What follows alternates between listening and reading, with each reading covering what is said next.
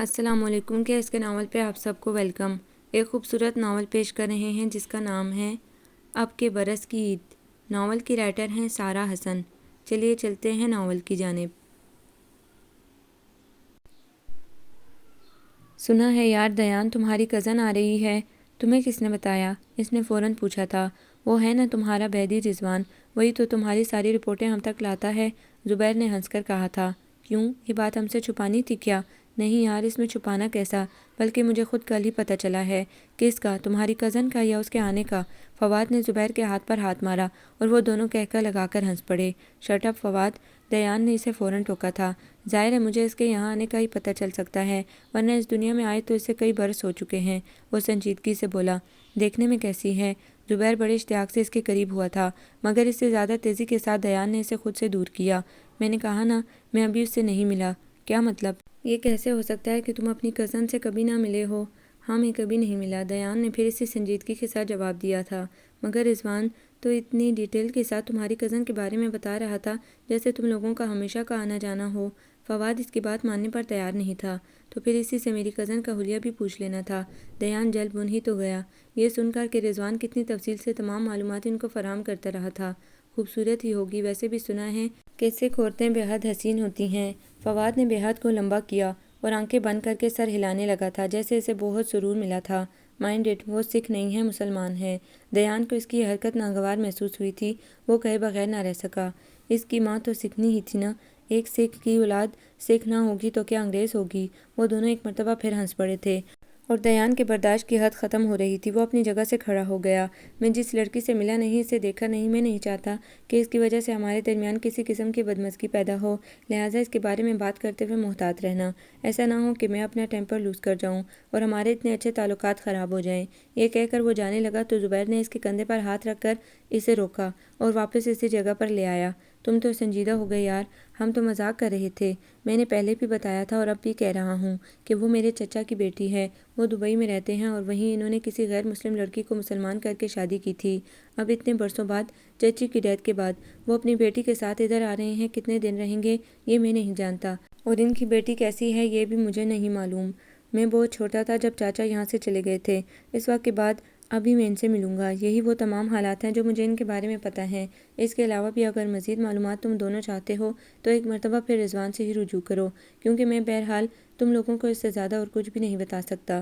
وہ غیر محسوس انداز میں ان پر طنز کرتا وہاں سے چلا آیا تھا۔ وہ ہمیشہ سے ہی رضوان کی اس عادت سے نالاں رہتا تھا کہ وہ اس کے گھر میں ہوتی کوئی بھی بات بڑے مزے سے جا کر اس کے دوستوں کے گوش گزار کر دیتا تھا۔ ہر چند کے دیان کے وہ دونوں دوست اس کے بہترین ساتھی تھے، مگر وہ کبھی ذاتی معاملات پر بات نہیں کرتا تھا، اور یہاں تو مسئلہ ہی اس کی کزن کا تھا۔ اسے پسند نہیں تھا کہ اس کے خاندان کی کوئی بھی لڑکی اس طرح سرِ عام ان کے دوستوں کے درمیان گفتگو کا باعث بنے۔ مگر کیا کیا جائے اس رضوان کا، جو اس کا کزن بھی تھا اور شروع سے کلاس فیلو بھی۔ اس سے پہلے اس کے چرچے اس کے دوستوں تک پہنچ جاتے تھے اسی رضوان کی مہربانی سے۔ گھر آ کر اس کا دل چاہا کہ وہ ایک مرتبہ جا کر رضوان کی طبیعت ضرور صاف کرے، مگر یہ سوچ کر رک گیا کہ اس کا فائدہ کچھ نہیں تھا۔ ہر دفعہ کی طرح رضوان نے 100 بہانے گھڑنے تھے اور وہ ہمیشہ کی طرح کرتا واپس آ جاتا۔ اس لیے بہتر تھا کہ وہ خود ہی سے محتاط ہو جائے، کیونکہ اس کے لاکھ منع کرنے کے باوجود رضوان نے تو اپنی عادت سے باز نہیں آنا تھا، کیونکہ وہ سب ایک ہی گھر میں رہتے تھے، اور رضوان کی امی دیان کی چچی کی تو عادت تھی ہر وقت کی سنگن لینے کی، اور اسی عادت کی وجہ سے دیان کو اپنی امی اور دونوں چھوٹی بہنوں کا ان سے زیادہ میل ملاپ پسند نہیں تھا۔ دیان کے چچا زین العابدین اس کے اور رضوان کے پاپا سے عمر میں چھوٹے تھے۔ گریجویشن کرنے کے بعد انہیں دبئی کی ایک کنسٹرکشن کمپنی میں ملازمت مل گئی تھی، اس لیے وہ وہاں چلے گئے تھے۔ وہاں ان کی ملاقات من پریت سے ہوئی، جو انڈیا سے دبئی جاب کے سلسلے میں آئی تھی اور ایک مسلمان کلیگ کے ساتھ شیئرنگ پر رہ رہی تھی۔ من پریت کا رجحان ہمیشہ سے ہی مذہب کی طرف مائل تھا اور اسے اپنے مذہب کے ساتھ دیگر مذاہب سے بھی واقفیت حاصل کرنے کا بے حد شوق تھا۔ وہ آرکیٹیکٹ تھی اور ایک کانٹریکٹ کے سلسلے میں دبئی میں مقیم تھی۔ کچھ عرصہ اپنی اس مسلمان کلیگ کے ساتھ رہنے سے وہ غیر ارادی طور پر اس کے طور طریقوں سے متاثر ہو گئی تھی۔ اسے اپنا مذہب ہندوؤں کی نسبت مسلمانوں سے زیادہ مماثل نظر آیا تھا۔ ہندو ذات پات کا اور دیگر مذاہب کے ساتھ کھانے پینے کا بہت پرہیز کرتے تھے، جبکہ زینب نے اس سے کبھی بھی کسی چیز کا کوئی پرہیز نہیں کیا تھا۔ بالکل، بعض اوقات تو وہ اس کے ہاتھ کا بنایا ہوا کھانا بھی بہت آرام سے کھا لیتی تھی، جس سے من پریت کو خاصی حیرانی ہوتی تھی۔ اس کے ذہن میں مسلمانوں کے خلاف جو تصور اور تاثر ڈالا گیا تھا وہ مٹنے لگا تھا۔ کیونکہ زینب کی بدولت اسے اسلام کے متعلق بہت سے حقائق کا علم ہوا تھا، اس لیے آہستہ آہستہ وہ مسلمانوں سے قریب تر ہوتی چلی گئی۔ اسے اپنے مذہب سے بھی بہتر اسلام لگا تھا، اس لیے اس نے مسلمان ہونے کا فیصلہ کیا۔ اس کے ساتھ ساتھ وہ ایسے ہی کسی اچھے سے مسلمان شخص کے ساتھ شادی بھی کرنا چاہتی تھی جو اس کے لیے تحفظ کا ضامن ہو، کیونکہ ایک بات تو طے تھی کہ اس کے اسلام قبول کرنے کے بعد اس کی سکھ فیملی اسے کسی بھی طور قبول نہیں کر سکتی تھی۔ اس لیے زینب نے اس کی ملاقات زین العابدین سے کرائی جو اسی کے آفس میں کام کرتا تھا اور ایک بیچلر لائف گزار رہا تھا۔ منپریت سے مل کر اس کا نقطہ نظر جان کر زین العابدین کو حیرت بھی ہوئی تھی اور خوشی بھی کہ ایک غیر مسلم لڑکی اسلام سے متاثر ہو کر اپنی مرضی سے مسلمان ہو رہی تھی۔ پھر انہوں نے اپنی شادی کی اطلاع پاکستان بھجوائی اور منپریت کو مسلمان کر کے اس سے شادی کر لی۔ ایک سکھ لڑکی سے شادی کی خبر جب پاکستان پہنچی تو یہاں ملا جلا رد عمل دیکھنے میں آیا۔ کچھ بے حد حیران ہوئے تھے اور کچھ لوگ سخت ناراض، جن میں سر فہرست رضوان کے والدین تھے۔ انہوں نے تو زین العابدین سے اپنا ہر ناطہ توڑنے کا اعلان کیا تھا، مگر دیان کے والد لبرل ذہنیت کے مالک تھے۔ ویسے بھی گھر میں وہ بڑے تھے اور بڑے لوگوں کو اپنا ظرف بھی بڑا رکھنا چاہیے، اس لیے انہوں نے زین العابدین سے کوئی گلہ شکوہ نہیں کیا، بلکہ انہیں اور ان کی بیوی منپریت کو پاکستان آنے کی دعوت بھی دی تھی۔ مگر وہ دونوں میاں بیوی پہلے مالی طور پر مستحکم ہونا چاہتے تھے، اس لیے وہ ایک خوشحال زندگی کے حصول کے لیے اس قدر مغرور ہو گئے تھے کہ ان کا جلد پاکستان آنے کا پروگرام نہ بن سکا۔ جب ہر طرح سے اسٹیبلش ہونے اور اولاد جیسی نعمت سے مالا مال ہونے کے بعد انہوں نے پاکستان آنا چاہا تو منپریت کی زندگی نے وفا نہ کی اور وہ زندگی کے چند بہترین سال ان کے ساتھ گزار کر انہیں ہمیشہ کے لیے چھوڑ گئیں۔ یہ صدمہ زین العابدین کے لیے اتنا اچانک اور اس قدر جاں گسل تھا کہ بہت عرصے تک وہ سنبھل ہی نہ سکے اور پاکستان بھی نہ آ سکے، کیونکہ جب بھی وہ پاکستان جانے کا سوچتے منپریت انہیں شدت کے ساتھ یاد آ جاتی تھی، جو ان سے بھی زیادہ پاکستان جانے کے لیے پرجوش تھی۔ پھر اتنے سالوں کے بعد جب ان کی بیٹی در نجف بھی جوان ہو گئی تو انہوں نے پاکستان آنے کا ارادہ کیا اور اس کے لیے ایک بے حد مفصل خط دیان کے والد کو لکھا تھا، جس کی تفصیل رضوان نے اس کے دوستوں کو بتا دی تھی۔ دیان نے زبیر اور فواد سے جس انداز میں بات کی تھی اور انہیں منع کیا تھا، اس کے بعد ان دونوں نے دانستہ اس کو چھیڑنے کی کوشش نہیں کی تھی۔ ویسے بھی یہ کوئی اتنی خاص بات بھی نہیں تھی کہ اس سے زبردست ایشو بنایا جاتا، وہ تو رضوان سے انہیں تازہ خبر موصول ہوئی تھی جس کی وہ دیان سے تصدیق چاہتے تھے۔ زین العابدین پاکستان آ گئے تھے اور اتنے برسوں بعد سب سے بہت گرم جوشی کے ساتھ مل رہے تھے۔ رضوان کی فیملی نے بھی تمام اختلافات بھلا کر انہیں اور ان کی بیٹی کو خوش آمدید کہا، کسی کو بھی نہیں بتایا تھا، صرف اتنا کہا تھا کہ وہ در نجف کو پاکستان دکھانے اور اپنوں سے ملانے لائے ہیں، اور در نجف جسے ایک بار ہی دیکھ کر وہ بات سچ لگنے لگتی تھی کہ سکھ عورتیں بے حد حسین ہوتی ہیں، وہ بھی بہت خوبصورت تھی، خاص طور پر اس کی آنکھیں، یوں لگتا تھا کہ وہ آنکھیں جس پر اٹھیں گی مخاطب کو تسخیر کر کے رکھ دیں گی، وہ مکمل اپنی ماں کا پرتو معلوم ہوتی تھی۔ دیان کو بے ساختہ زبیر اور فواد کی کہی گئی بات یاد آ گئی تھی، مگر جلدی اس نے سر جھٹک کر اس سوچ سے پیچھا چھڑا لیا کہ بہرحال وہ اس قدر گھٹیا ذہنیت نہیں رکھتا تھا اور مایا کی موجودگی میں تو یوں بھی ممکن نہیں تھا۔ اگر در نجف بے حد حسین تھی مگر مایا بھی اس سے کم تو نہیں تھی، اس لیے اس نے ایسی مزید کوئی سوچ آنے سے پہلے اس کا در بند کر دیا تھا۔ البتہ در نجف کو دیکھ کر رضوان کی بھانجی یہاں سے وہاں تک پھیل گئی تھیں۔ آپ کا اپنے فیوچر کے بارے میں کیا پروگرام ہے دیان؟ ایک دن زین العابدین نئی نسل کے پاس بیٹھے ان کی دلچسپیاں اور مشاغل سن رہے تھے جب اچانک انہوں نے دیان سے سوال کیا تھا، چاچا میں کمپیوٹر سائنس میں MSc کر رہا ہوں اور آگے بھی کمپیوٹر سے ہی ریلیٹڈ کوئی فیلڈ چننا چاہتا ہوں، مگر میں جانتا ہوں ایسا ہو نہیں سکے گا، پاپا مجھے ہر حال میں اپنے ساتھ بزنس میں سیٹ کرنا چاہتے ہیں۔ ان چند دنوں میں ہی زین العابدین کے گھر کے ہر فرد سے اچھی خاصی دوستی ہو گئی تھی اور دیان تو انہیں اپنی سلجھی ہوئی طبیعت کے باعث بہت اچھا لگا تھا۔ دیان کو خود بھی ان سے گفتگو کر کے مزہ آتا تھا، اسے اپنے چاچا عادت میں اپنے پاپا کی نسبت بہت مختلف لگے تھے، کیونکہ زین العابدین ہر چھوٹے بڑے سے بہت جلد بے تکلف ہو جاتے تھے، مگر اس کے پاپا نے ایک حد مقرر کر رکھی تھی، وہ حد سے زیادہ کسی سے بے تکلف ہونا پسند نہیں کرتے تھے۔ یہی وجہ تھی کہ دیان بہت آرام سے زین العابدین کے ساتھ بات کر لیتا تھا۔ کچھ عرصے پہلے کی اجنبیت اب یکسر ختم ہو چکی تھی۔ کمپیوٹر کی کون سی فیلڈ پسند ہے؟ زین العابدین نے پوچھا۔ مائکروسافٹ چاچا، مجھے مائکروسافٹ بے حد پسند ہے اور اس کا آگے اسکوپ بھی ہے، دیان نے جواب دیا۔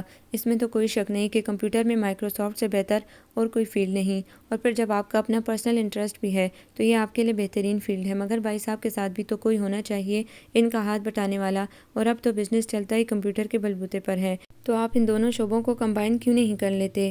نہیں چاچا، یہ مجھ سے نہیں ہوگا، میری نیچر پاپا کی نیچر سے بہت مختلف ہے، میں ان کے ساتھ رہ کر کبھی بھی کچھ نہیں کر پاؤں گا، اس لیے میں چاہتا ہوں میں پاپا سے ہٹ کر خود کچھ کروں، اپنا آپ منواؤں۔ اگر میں پاپا کے ساتھ رہا تو میری شخصیت ختم ہو جائے گی، جبکہ میں اپنی شخصیت کے ساتھ ساتھ اپنی انفرادیت بھی قائم رکھنا چاہتا ہوں۔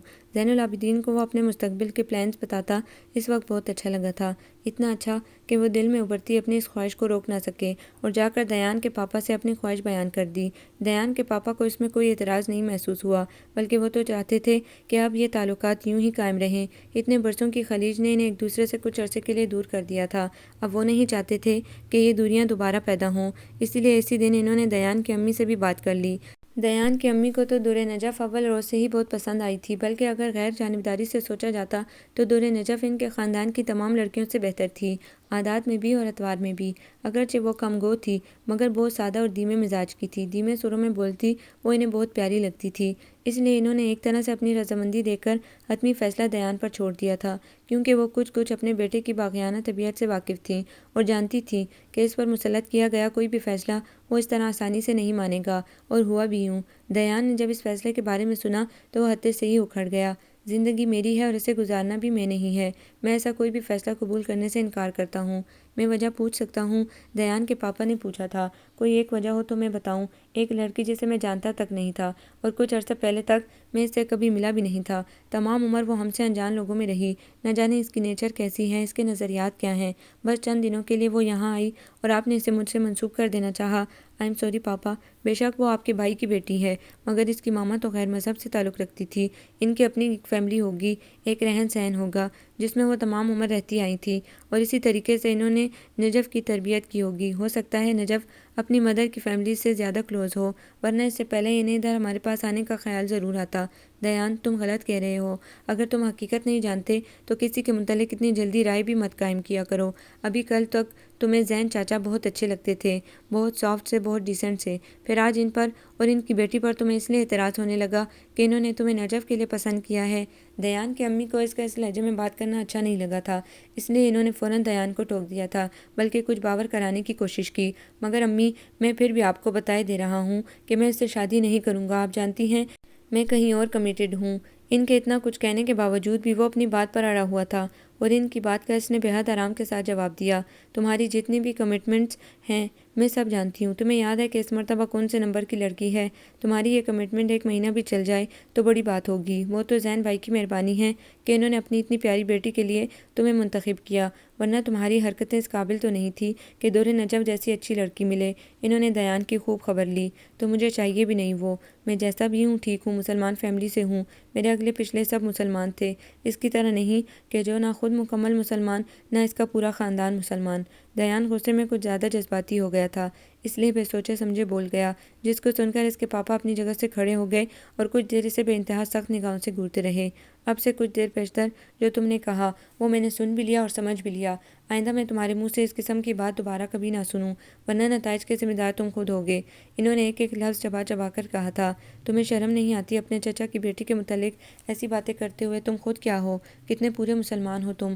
ہمارے کہے بغیر تو کبھی تم نے ایک وقت کی نماز نہیں پڑھی، پھر کیسے تم اپنے بارے میں ایک مکمل مسلمان ہونے کا دعویٰ کرتے ہو؟ تم ایک اچھے انسان تو ہو نہیں، مکمل مسلمان کیسے بنو گے؟ وہ چند لمحوں کے لیے ٹھہرے تھے اور ایک مرتبہ پھر دیان کو اپنے عتاب کا نشانہ بنایا۔ کیا تم اس حقیقت سے بے خبر ہو کہ نجف کی والدہ نے شادی سے پہلے اسلام قبول کر لیا تھا؟ پھر تم نے کس بنیاد پر یہ بات کی؟ اور اب کان کھول کر میری بات بھی سن لو کہ ہوگا وہی جو میں چاہوں گا۔ میں ابھی زین سے تمہاری اور نجف کی بات کنفرم کرنے جا رہا ہوں، تم خود اپنے ہاتھ سے اپنے نام کی انگوٹھی اسے پہناؤ گے اور وہی کرو گے جو میں کہوں گا۔ وہ کچھ کہنا چاہتا تھا مگر انہوں نے ہاتھ اٹھا کر اسے بولنے سے روک دیا۔ میں کچھ سننا نہیں چاہتا، تم نے جتنے اعتراضات اٹھائے ہیں وہ سب انتہائی بودے اور غیر اہم ہیں۔ خونی رشتوں اور خاندانی تعلقات کو محض ان وجوہات کی بنا پر چھوڑا نہیں جا سکتا۔ دور نجف اچھی لڑکی ہے اور بہت اچھی لڑکی ہے، تمہاری شادی صرف اسی سے ہوگی۔ اپنا فیصلہ سنا کر وہ کمرے سے باہر چلے گئے تھے۔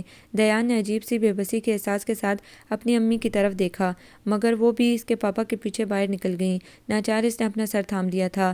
اب وہ انہیں کیسے بتاتا کہ دور نجف اسے قبول نہیں ہے؟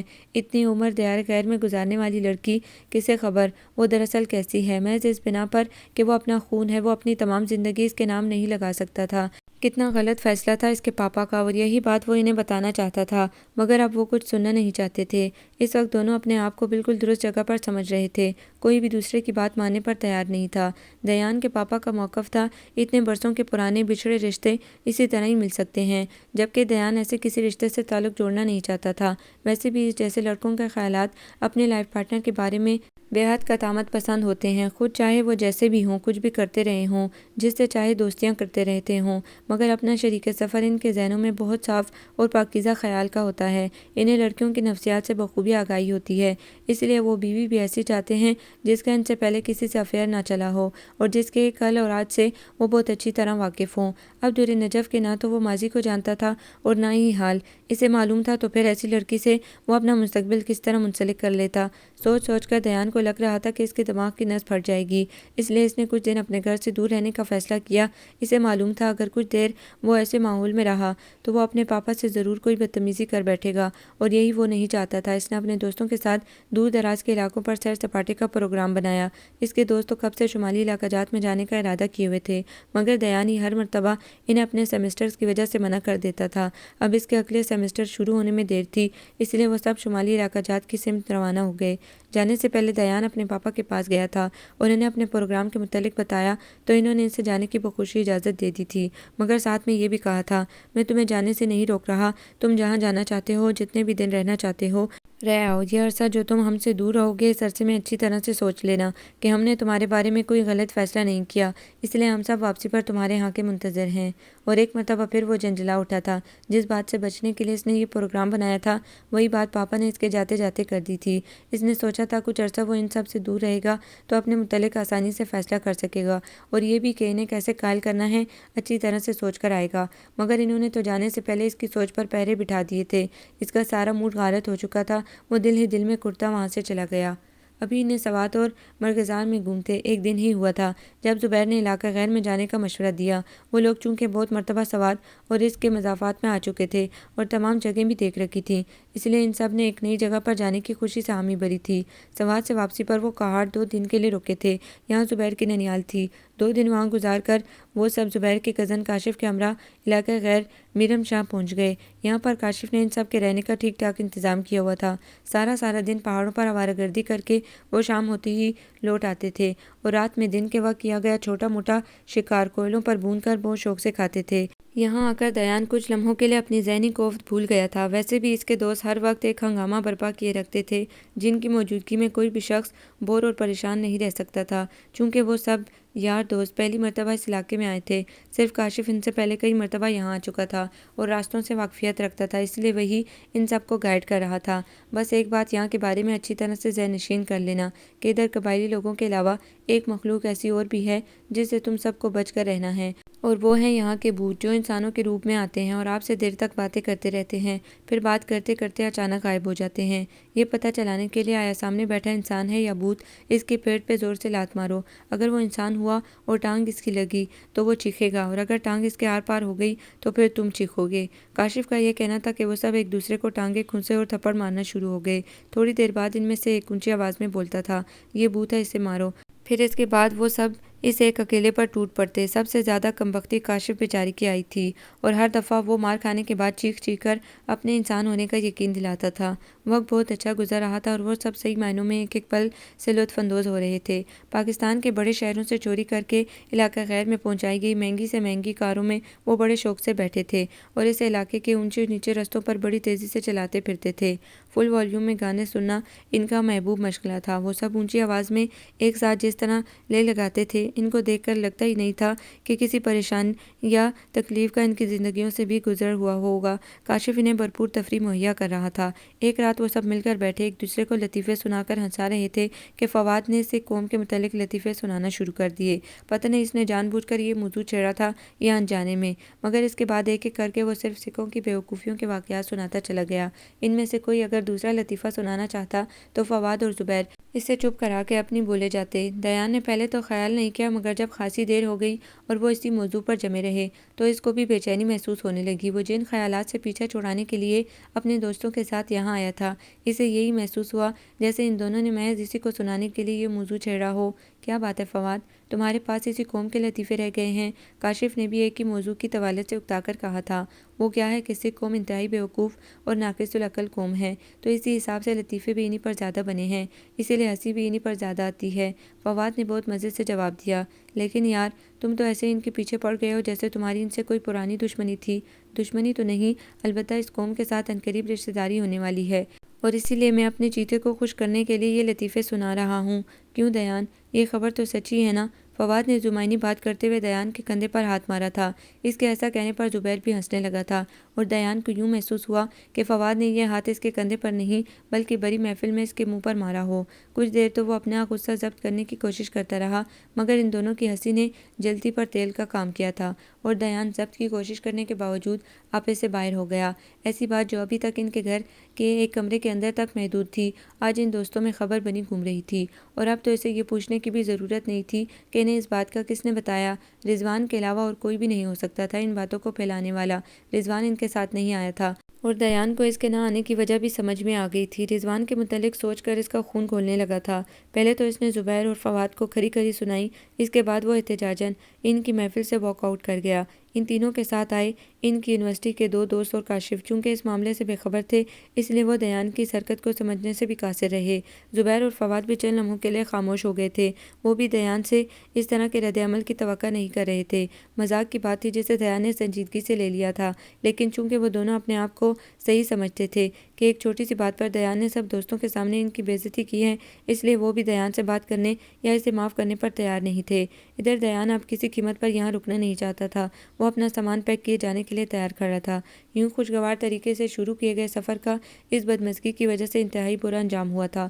وہ سب تو ادھر ہی رک گئے تھے، مگر دیان اکیلا واپس چلا آیا۔ کاشف اسے کوہاٹ تک چھوڑنے آیا تھا، اس کے بعد وہ بھی واپس پلٹ گیا۔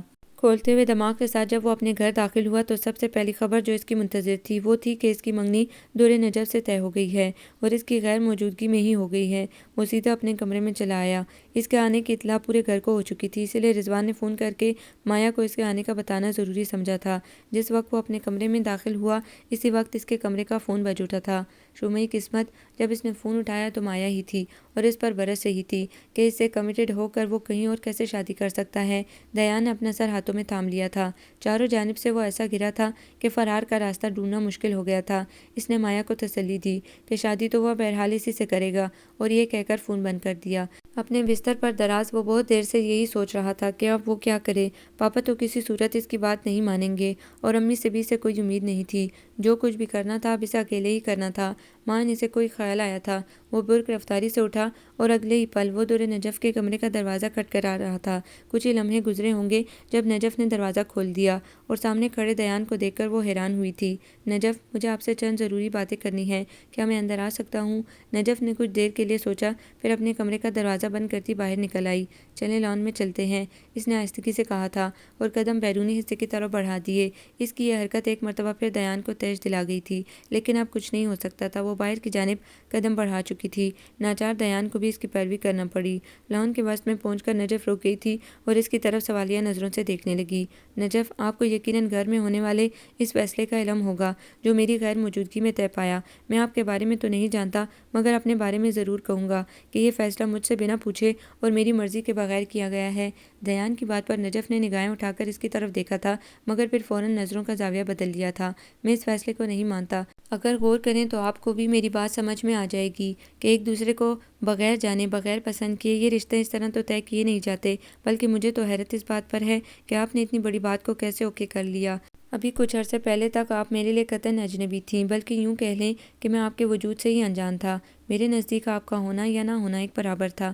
ابھی بھی آپ کی ذات سے میری جو ذرا سا اشنائی ہے وہ بھی اس وجہ سے کہ آپ میرے چچا کی بیٹی ہیں، اور بس اس کے علاوہ میرا آپ سے کوئی تعلق نہیں، اور نہ ہی میں کوئی اور تعلق رکھنا چاہتا ہوں۔ میں نہیں جانتا آپ کن اوصاف کی حامل ہیں اور آپ کا طرز زندگی کیسا ہے۔ اگر سچ پوچھیں تو میں جاننا چاہتا بھی نہیں، اس لیے کہ مجھے آپ سے شادی نہیں کرنی، نہ آج نہ کبھی بھی۔ آپ میری بات سمجھ گئی ہوں گی، اور اگر نہیں سمجھی، اچانک اسے فواد کی بات یاد آ گئی تھی کہ یہ قوم ناقص العقل ہوتی ہے، جسے سوچ کر ہی وہ بدمزہ ہونے لگا تھا۔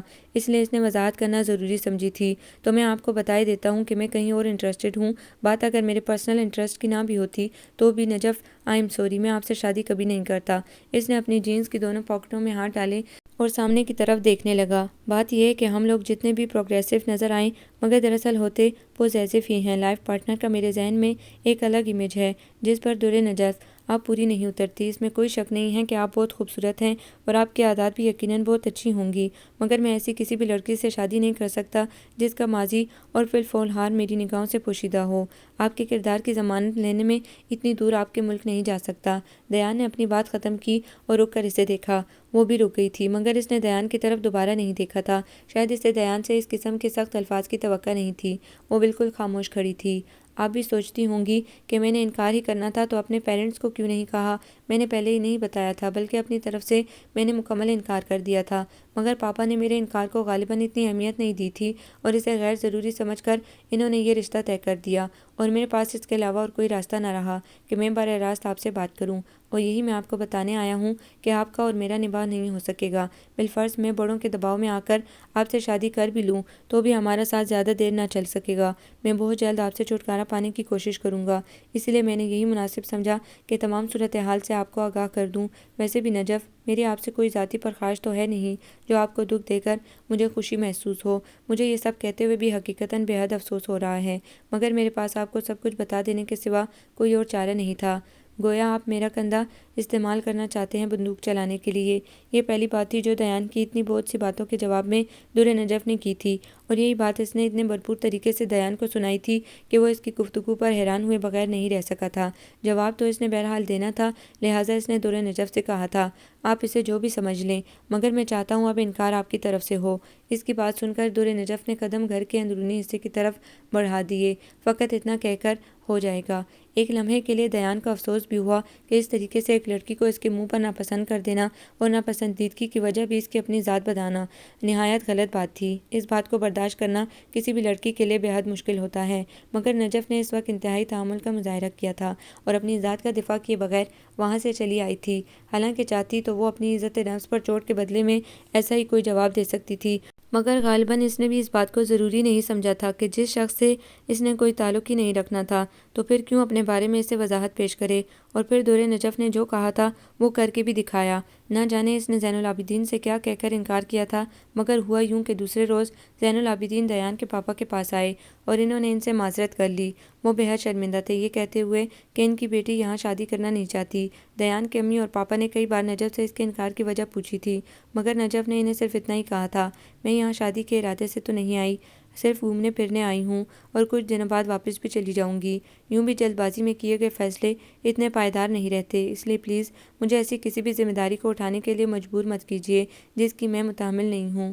زین العابدین جانتے تھے کہ وجہ یہ نہیں ہے، کیونکہ انہوں نے نجف سے پوچھ کر اس کی منگنی کی تھی، پھر اچانک اس کا اس رشتے کو مسترد کر دینا سمجھ میں نہیں آیا تھا۔ اس پر مسزات یہ کہ اس نے واپس جانے کی شرط لگا دی تھی، حالانکہ انہیں یہاں آئے بہت کم عرصہ ہوا تھا اور ان کے رہنے کی مدت ابھی باقی تھی، جس کا در نجف کو بھی علم تھا، لیکن جس طرح اس نے واپس جانے کی جلدی مچا دی تھی یہ انہیں کچھ اور ہی سوچنے پر مجبور کر رہا تھا۔ وہ یہاں سے فوری کیوں جانا چاہتی تھی یہ وہ بتا نہیں رہی تھی، لہٰذا مجبوراً انہوں نے اپنی بیٹی کی خواہش کا احترام کیا اور واپس جانے کی تیاری شروع کر دی۔ دیان کی امی کے علم میں جب ان کے واپس جانے کی بات آئی تو اسی سمے ان کے پاس چلی آئی تھی اور آ کر زین العابدین سے کہا، بھائی صاحب، خدا کی منشا سے یہ رشتہ نہ ہو سکا، ہم اعتراض نہیں کر سکتے تھے، مگر آپ اتنی جلدی واپس نہیں جا سکتے، میری آپ سے درخواست ہے کچھ عرصہ تو در نجف کو اپنوں کے درمیان رہنے دیں۔ اس کے بعد وہ در نجف کے پاس بھی گئی تھی اور نہ جانے اس سے کیا کہا کہ وہ مزید کچھ دن رہنے کے لیے مان گئی تھی، مگر دیان کے لیے یہی بہت تھا کہ وہ اس زبردستی کے فیصلے کی بھینٹ چڑھتے چڑھتے رہ گیا تھا۔ اس روز کے بعد اس کی در نجف سے دوبارہ ملاقات بھی نہیں ہوئی تھی اور نہ ہی وہ اس سے ملنا چاہتا تھا۔ ایک دن یونیورسٹی سے آنے کے بعد وہ سیدھا کچن میں گیا تھا جہاں نجف پہلے سے ہی موجود تھی۔ وہ گاجروں کا جوس نکال رہی تھی۔ اسے کچن میں اکیلے کام کرتا دیکھ کر دیان کے قدم ایک لمحے کے لیے ٹھٹکے تھے اور اسے اپنی بہن معروف پر حیرت بھی ہوئی تھی جس نے نجف کو کام پر لگایا ہوا تھا۔ اس نے واپس جانے کا سوچا، لیکن چونکہ وہ اندر آ چکا تھا اس لیے فریج کا رخ کیا اور پانی کی بوتل کو منہ لگانے کے بعد واپس پلٹ گیا۔ ابھی وہ کچن سے باہر نکل کر اپنے کمرے کی طرف بڑھ رہا تھا جب ڈرائنگ روم سے آتی کہکی کی آواز پر وہ بے ساختہ رکا تھا۔ یہ زبیر کا کہکا تھا جس کے ساتھ رضوان کا کہکا بھی شامل تھا۔ ویسے ایک بات ہے، جب نجف کو اپنے ننیال کی یاد ستائے گی تو تم بھی اس کے پیچھے چل پڑنا، یوں وہ خوش ہو جائے گی اور ساری عمر تمہاری احسان مند بھی رہے گی، زبیر نے کہا تھا۔ وہ تو سب ٹھیک ہے پر یار، پہلے وہ مانے بھی دیان کو تو اس نے ہری جھنڈی دکھا دی۔ جب اس نے دیان کو ٹھکرا دیا تو میری پرسنالٹی اس سے بہت کم ہے، اور ویسے بھی سنا ہے کہ اس کی ماں زین چاچا کی پرسنالٹی دیکھ کر تو پھسلی تھی۔ رضوان کے لہجے میں احساس کمتری بھی تھا، جذبہ رقابت بھی۔ مان جائے گی بابو، اور دیکھنا تمہارے لیے مانے گی۔ اس کے والد صاحب اسے یہاں لائے کس لیے ہیں؟ اسی کام کے لیے تو لائے ہیں، تو پھر کیوں نہیں مانے گی وہ؟ تم ایسا کرنا، اپنے گھر کو گرودوارا بنا لینا، بلکہ ہو سکے تو ایک مرتبہ اسے گرو نانک کی سکھ یاترا پر لے جانا۔ اس کے بعد تمہارا کام آسان، شروع میں وہ ذرا نخرے دکھائے گی، مگر دیکھنا بعد میں وہ تمہارے ہی بچھائے جال میں آئے گی۔ زبیر ایک مرتبہ پھر بہت زور سے ہنسا تھا۔ دیان کو اس کا ہنسنا بہت برا محسوس ہوا، گو کہ وہ خود بھی نجف کے متعلق اچھی رائے نہیں رکھتا تھا، مگر اس کی ذات پر اس قسم کے بیان دینے کا وہ سوچ بھی نہیں سکتا تھا۔ اسے بے حد افسوس ہوا تھا یہ سب سن کر، بلکہ اسے زبیر سے زیادہ رضوان پر غصہ آیا تھا، کیسے وہ اپنی کزن کی ذات کی تذلیل کر رہا تھا۔ زبیر اور فواد سے تو اس کے تعلقات اس دن کے بعد سے ٹھیک ہوئے ہی نہیں تھے، نہ دیان نے کوشش کی تھی اور نہ وہ دونوں آگے بڑھے تھے۔ اب زبیر کو رضوان کے پاس بیٹھے دیکھ کر اسے ان دونوں کے دور رہنے کی وجہ بھی سمجھ آ گئی تھی، اور رضوان سے ان کی دوستی کا سبب بھی۔ دراصل رضوان کی ہمیشہ سے یہ عادت تھی، اسے ہر وہ کام کرنا ہوتا تھا جو دیان نے کبھی کیا تھا، خواہ اس میں رضوان کا فائدہ ہو یا نہ ہو، مگر چونکہ وہ کام دیان کر چکا ہے، رضوان کا اسے کرنا فرض بن جاتا تھا۔ یہی عادت اس کے بڑے ہونے تک بھی رہی، لیکن وقت کے ساتھ ساتھ ان ترجیحات میں تبدیلی آتی گئی۔ جیسے دیان نے کچھ عرصہ پہلے اسپورٹس کار لی تھی، تو پھر رضوان کیسے پیچھے رہتا۔ اگلے روز وہ اپنے ڈیڈی کی نئی ماڈل کی کرولا بیچ کر اسپورٹس خرید لایا۔ رضوان کو اس قدر بگاڑنے میں اس کی امی کا بڑا ہاتھ تھا، انہوں نے ہمیشہ رضوان کی غلط بات کو بھی شہ دی تھی، جس کا نتیجہ یہ نکلا آج وہ اپنے گھر میں بیٹھ کر اپنے دوستوں کے ساتھ اپنے گھر کی عزت کا مذاق اڑا رہا تھا۔ دیان ابھی سوچ رہا تھا وہ اندر جائے اور جا کر رضوان اور زبیر کو ان کے غلط انداز گفتگو پر سخت سوچ سنائے، اتنے میں اسے اپنے پیچھے سے تیزی کے ساتھ گزرتی درِ نجف دکھائی دی۔ اس کا رخ ڈرائنگ روم کی طرف تھا۔ اس سے پہلے کہ وہ کچھ سمجھتا وہ اندر بڑھ گئی تھی اور جا کر رضوان کے مقابل کھڑی ہو گئی۔ مجھے ڈسکس کرنے سے پہلے آپ لوگ یہ کیوں بھول جاتے ہیں، میں کسی غیر کی نہیں، آپ کے اپنے چچا کی بیٹی ہوں، مجھ میں بھی وہی خون ہے جو آپ سب میں ہے۔ پھر صرف میری ذات کو وجہ تنقید کیوں بنایا جا رہا ہے؟ صرف اس لیے کہ میری ماں کا تعلق مسلمان خاندان سے نہیں تھا۔ وہ سیدھی رضوان کی آنکھوں میں دیکھ رہی تھی۔ ایسے بہت سے کیسز یہاں وہاں ہر جگہ بکھرے ہوئے ہیں جن کے والدین میں سے ایک کا تعلق نان مسلم فیملی سے ہوتا ہے، مگر ان کے ساتھ تو ایسا سلوک نہیں کیا جاتا، اس طرح اپنے دوستوں میں بیٹھ کر ان کی ذات کی تحقیر نہیں کی جاتی۔ جس مذہب کے آج آپ لوگ پیروکار ہیں، اسی مذہب کے بانی حضرت محمد صلی اللہ علیہ وآلہ وسلم تو ایک یہودی کے جنازے کی تقریب میں کھڑے ہو گئے تھے، اور آپ لوگ اپنے ہی مذہب سے تعلق رکھنے والوں کے متعلق اس طرح کی سوچ رکھتے ہیں۔ وہ بار بار رضوان کو آپ لوگ کہہ رہی تھی، گویا اسے احساس تھا دیان بھی باہر کھڑا اس کی بات سن رہا ہے۔ آپ لوگ یہ کیوں نہیں سوچتے، میری ماں شادی سے پہلے اگر کسی دوسرے مذہب سے تعلق رکھتی تھی تو شادی سے پہلے اس نے اسلام بھی قبول کر لیا تھا، اور پھر میرا باپ تو شروع سے مسلمان تھا، آپ ہی لوگوں میں سے تھا، اس میں میرا کیا قصور ہے؟ اگرچہ میری ماں نے ایک مسلمان گھرانے میں جنم نہیں لیا، مگر میں نے تو ایک مسلمان خاندان میں آنکھ کھولی ہے، میں نے تو اپنے ارد گرد مسلمان ہی دیکھے ہیں، میں تو پوری مسلمان ہوں، پھر مجھے کیوں میری ماں کے مذہب کا طعنہ دیا جاتا ہے؟ ایک ایسی عورت کا جو اس مذہب سے متاثر ہو کر مسلمان ہوئی تھی، کہ جس مذہب کے پیروکار آج اس کی بیٹی کی تصدیق کر کے خوش ہو رہے ہیں۔ بات کرتے کرتے اس کی آواز بھر آ گئی تھی، مگر جلد ہی اس نے خود پر قابو پا لیا۔ مجھے شرم آپ پر نہیں خود پر آ رہی ہے کہ میں کن لوگوں کے درمیان آ کر رہ رہی ہوں جو نہ رشتوں کا احترام کرنا جانتے ہیں اور نہ ہی انسانیت کا، جبکہ میری ماں نے مجھے حقوق العباد کی ادائیگی بھی اتنی اہم اور ضروری بتائی تھی جتنی حقوق اللہ کی۔ اور آج میں بڑے فخر سے کہتی ہوں کہ مجھے ناز ہے اپنی ماں پر، اس عورت پر جو پیدائشی مسلمان نہیں تھی، مگر اس کے دل میں مسلمان ہونے کی شدید آرزو تھی۔ اپنے آباء و اجداد کا مذہب چھوڑ کر اس نے اسلام قبول کیا تھا، اس لیے کہ وہ اسلام کو بہت گہرائی کے ساتھ جان گئی تھی۔ وہ ایک مکمل مسلمان خاتون تھیں۔ وہ یہ کہہ کر خاموش ہوئی اور جانے سے پہلے ایک نظر ان دونوں کی طرف دیکھا۔ میرے ذہن میں آپ سب کا جو امیج تھا، شکر ہے بہت جلد اس کی حقیقت کھل گئی۔ میں یہاں سے جا کر ہمیشہ یہ بات یاد رکھوں گی کہ میں کس قسم کے لوگوں میں جا کر رہی تھی۔ یہ کہہ کر وہ جس تیزی سے آئی تھی اسی رفتار کے ساتھ واپس چلی گئی۔ دیان دروازے میں کھڑا حیرت سے اسے جاتا دیکھتا رہا۔ وہ جوس نکالنے کے بعد کچن سے باہر آ رہی تھی جب ڈرائنگ روم کے باہر دیان کھڑا اسے نظر آیا تھا۔ اس سے پہلے کہ وہ اسے نظر انداز کرتی وہاں سے گزر جاتی، زبیر اور رضوان کی آوازوں نے اس کے قدم بھی جکڑ لیے تھے۔ اپنے متعلق اتنے نادر خیالات سن کر وہ بھلا کیسے رک سکتی تھی؟ رضوان اور دیان دونوں نے ہی اس کے ساتھ اچھا نہیں کیا تھا۔ رضوان نے اس کا سکھ خاندان سے تعلق ہونے کی بنا پر اسے تضحیک کا نشانہ بنایا تھا، جبکہ دیان نے اسے اس لیے مسترد کر دیا تھا کہ وہ اس کے ماضی کے متعلق کچھ نہیں جانتا تھا۔ جب سے دیان نے نجف کو اپنی ناپسندیدگی کی وجہ بتائی تھی، تب سے وہ یہ سوچ سوچ کر پاگل پاگل ہو رہی تھی کہ محض اس وجہ سے کہ وہ اتنا عرصہ ان سب سے الگ رہی ہے اسے رد کر دیا گیا۔ حالانکہ اس کا بہت دل چاہا تھا کہ وہ ایک مرتبہ دیان سے یہ ضرور پوچھے کیا دیار غیر میں رہنے والے اچھی زندگیاں نہیں گزارتے، مگر اس نے دیان سے کچھ بھی نہیں پوچھا تھا۔ دیان سے کیا، اس نے کسی سے بھی کچھ نہیں کہا تھا، لیکن آج رضوان کی بات پر اسے یہ سب برداشت کرنا مشکل ہو گیا تھا۔ اتنے دنوں کا غبار تھا جو آخر آج نکل ہی گیا۔ رضوان پر اس کا اثر ہوا یا نہیں، مگر دیان کو ڈھیر ساری ندامت نے آ گھیرا تھا۔ واقعی وہ ٹھیک کہتی تھی، اس کی ماں کے تمام رشتہ دار سکھ تھے تو اس میں اس کا اپنا کوئی قصور نہیں تھا، مگر نہ جانے کیوں سکھ مذہب کا نام سن کر وہ بھی بھٹک گیا تھا۔ اگر یہ ایک بات اس کے ذہن میں شروع سے آ جاتی کہ اچھے برے انسان ہر قوم میں ہوتے ہیں، خواہ انسان کسی بھی مذہب سے تعلق رکھتا ہو، لیکن اپنے اخلاق و اطوار کے لحاظ سے ہر انسان کا ایک اپنا مقام ہوتا ہے اور انسانیت کی تذلیل تو کسی مذہب میں جائز نہیں، تو وہ کب کے اپنے دوستوں کی ٹھیک ٹھاک تسلی کر چکا ہوتا، لیکن وہ خود ان کی باتوں میں آ گیا تھا۔ مگر آج جس طرح درِ نجف نے ان سب پر اپنی ذات کی اہمیت کا احساس دلایا تھا اور ان کے متعلق اپنے جن خیالات کا اظہار کیا تھا، اس کے بعد دیان کو نہیں لگتا تھا کہ وہ مزید یہاں ٹھہرے گی۔ مگر ایک مرتبہ پھر اس کی حیرت کی انتہا نہ رہی جب اس واقعے کے 2 دن گزر جانے کے بعد بھی اس نے واپس جانے کا نام نہیں لیا، بلکہ گھر میں اس کا رویہ ایسا تھا جیسے کچھ ہوا ہی نہیں ہو۔ پھر کچھ دنوں کے بعد دیان کے فائنل شروع ہو گئے تھے اور وہ ان میں مصروف ہو گیا۔ ان دنوں میں وہ نجف سے دوبارہ نہ مل سکا۔ امتحانات کی مصروفیات میں اس نے دیگر تمام معاملات ایک طرف رکھ دیے تھے۔ 20-25 دن انتہائی مصروف رہنے کے بعد جب وہ فارغ ہوا تو پہلا خیال اسے درِ نجف کا آیا تھا، اور اسے حیرت بھی ہوئی کہ پیپرز شروع ہونے سے پہلے اس نے مایا سے وعدہ کیا تھا کہ وہ آخری پیپر والے دن فارغ ہو کر اس کے گھر میں ہوگا، مگر امتحانات کے بعد اس نے جس شخصیت کے متعلق سوچا وہ درِ نجف ہی تھی۔ کس قدر انہونی بات تھی یہ! شاید اس کی وجہ یہ تھی کہ وہ اسے اپنے اور رضوان کے غلط رویوں کی معذرت کرنا چاہتا تھا جو وہ اپنے امتحانات کی مصروفیت کے باعث نہ کر سکا تھا۔ بہرحال جو بھی تھا، لیکن دیان کو اتنا احساس ضرور ہو گیا تھا کہ جب سے وہ آئی تھی اس کے ساتھ خوشگوار واقعات کم ہی رہے تھے۔ پہلے دیان کا انکار، پھر رضوان کی اور زبیر کی گفتگو، اس لیے انجانے میں وہ اسے سوچے جا رہا تھا، مگر ابھی تک اسے موقع نہیں ملا تھا کہ وہ جا کر نجف سے تنہائی میں بات کر سکے۔ مایا کے ساتھ اس کی ملاقاتیں اسی طرح تھیں۔ جب مایا کو اس کی منگنی ٹوٹنے کا علم ہوا اس دن اس نے بھی سکھ کا سانس لیا تھا۔ اب اسے نجف کی طرف سے کوئی خطرہ نہیں تھا۔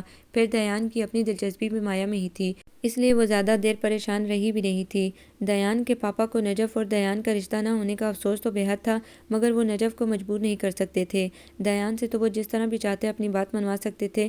اس روز کے بعد انہوں نے دیان سے اس کی شادی کی بات دوبارہ نہیں کی تھی، حالانکہ وہ دیان کی پسند سے بھی واقف تھے، مگر نہ جانے کیوں وہ جان بوجھ کر اس موضوع سے لاپرواہی برت رہے تھے۔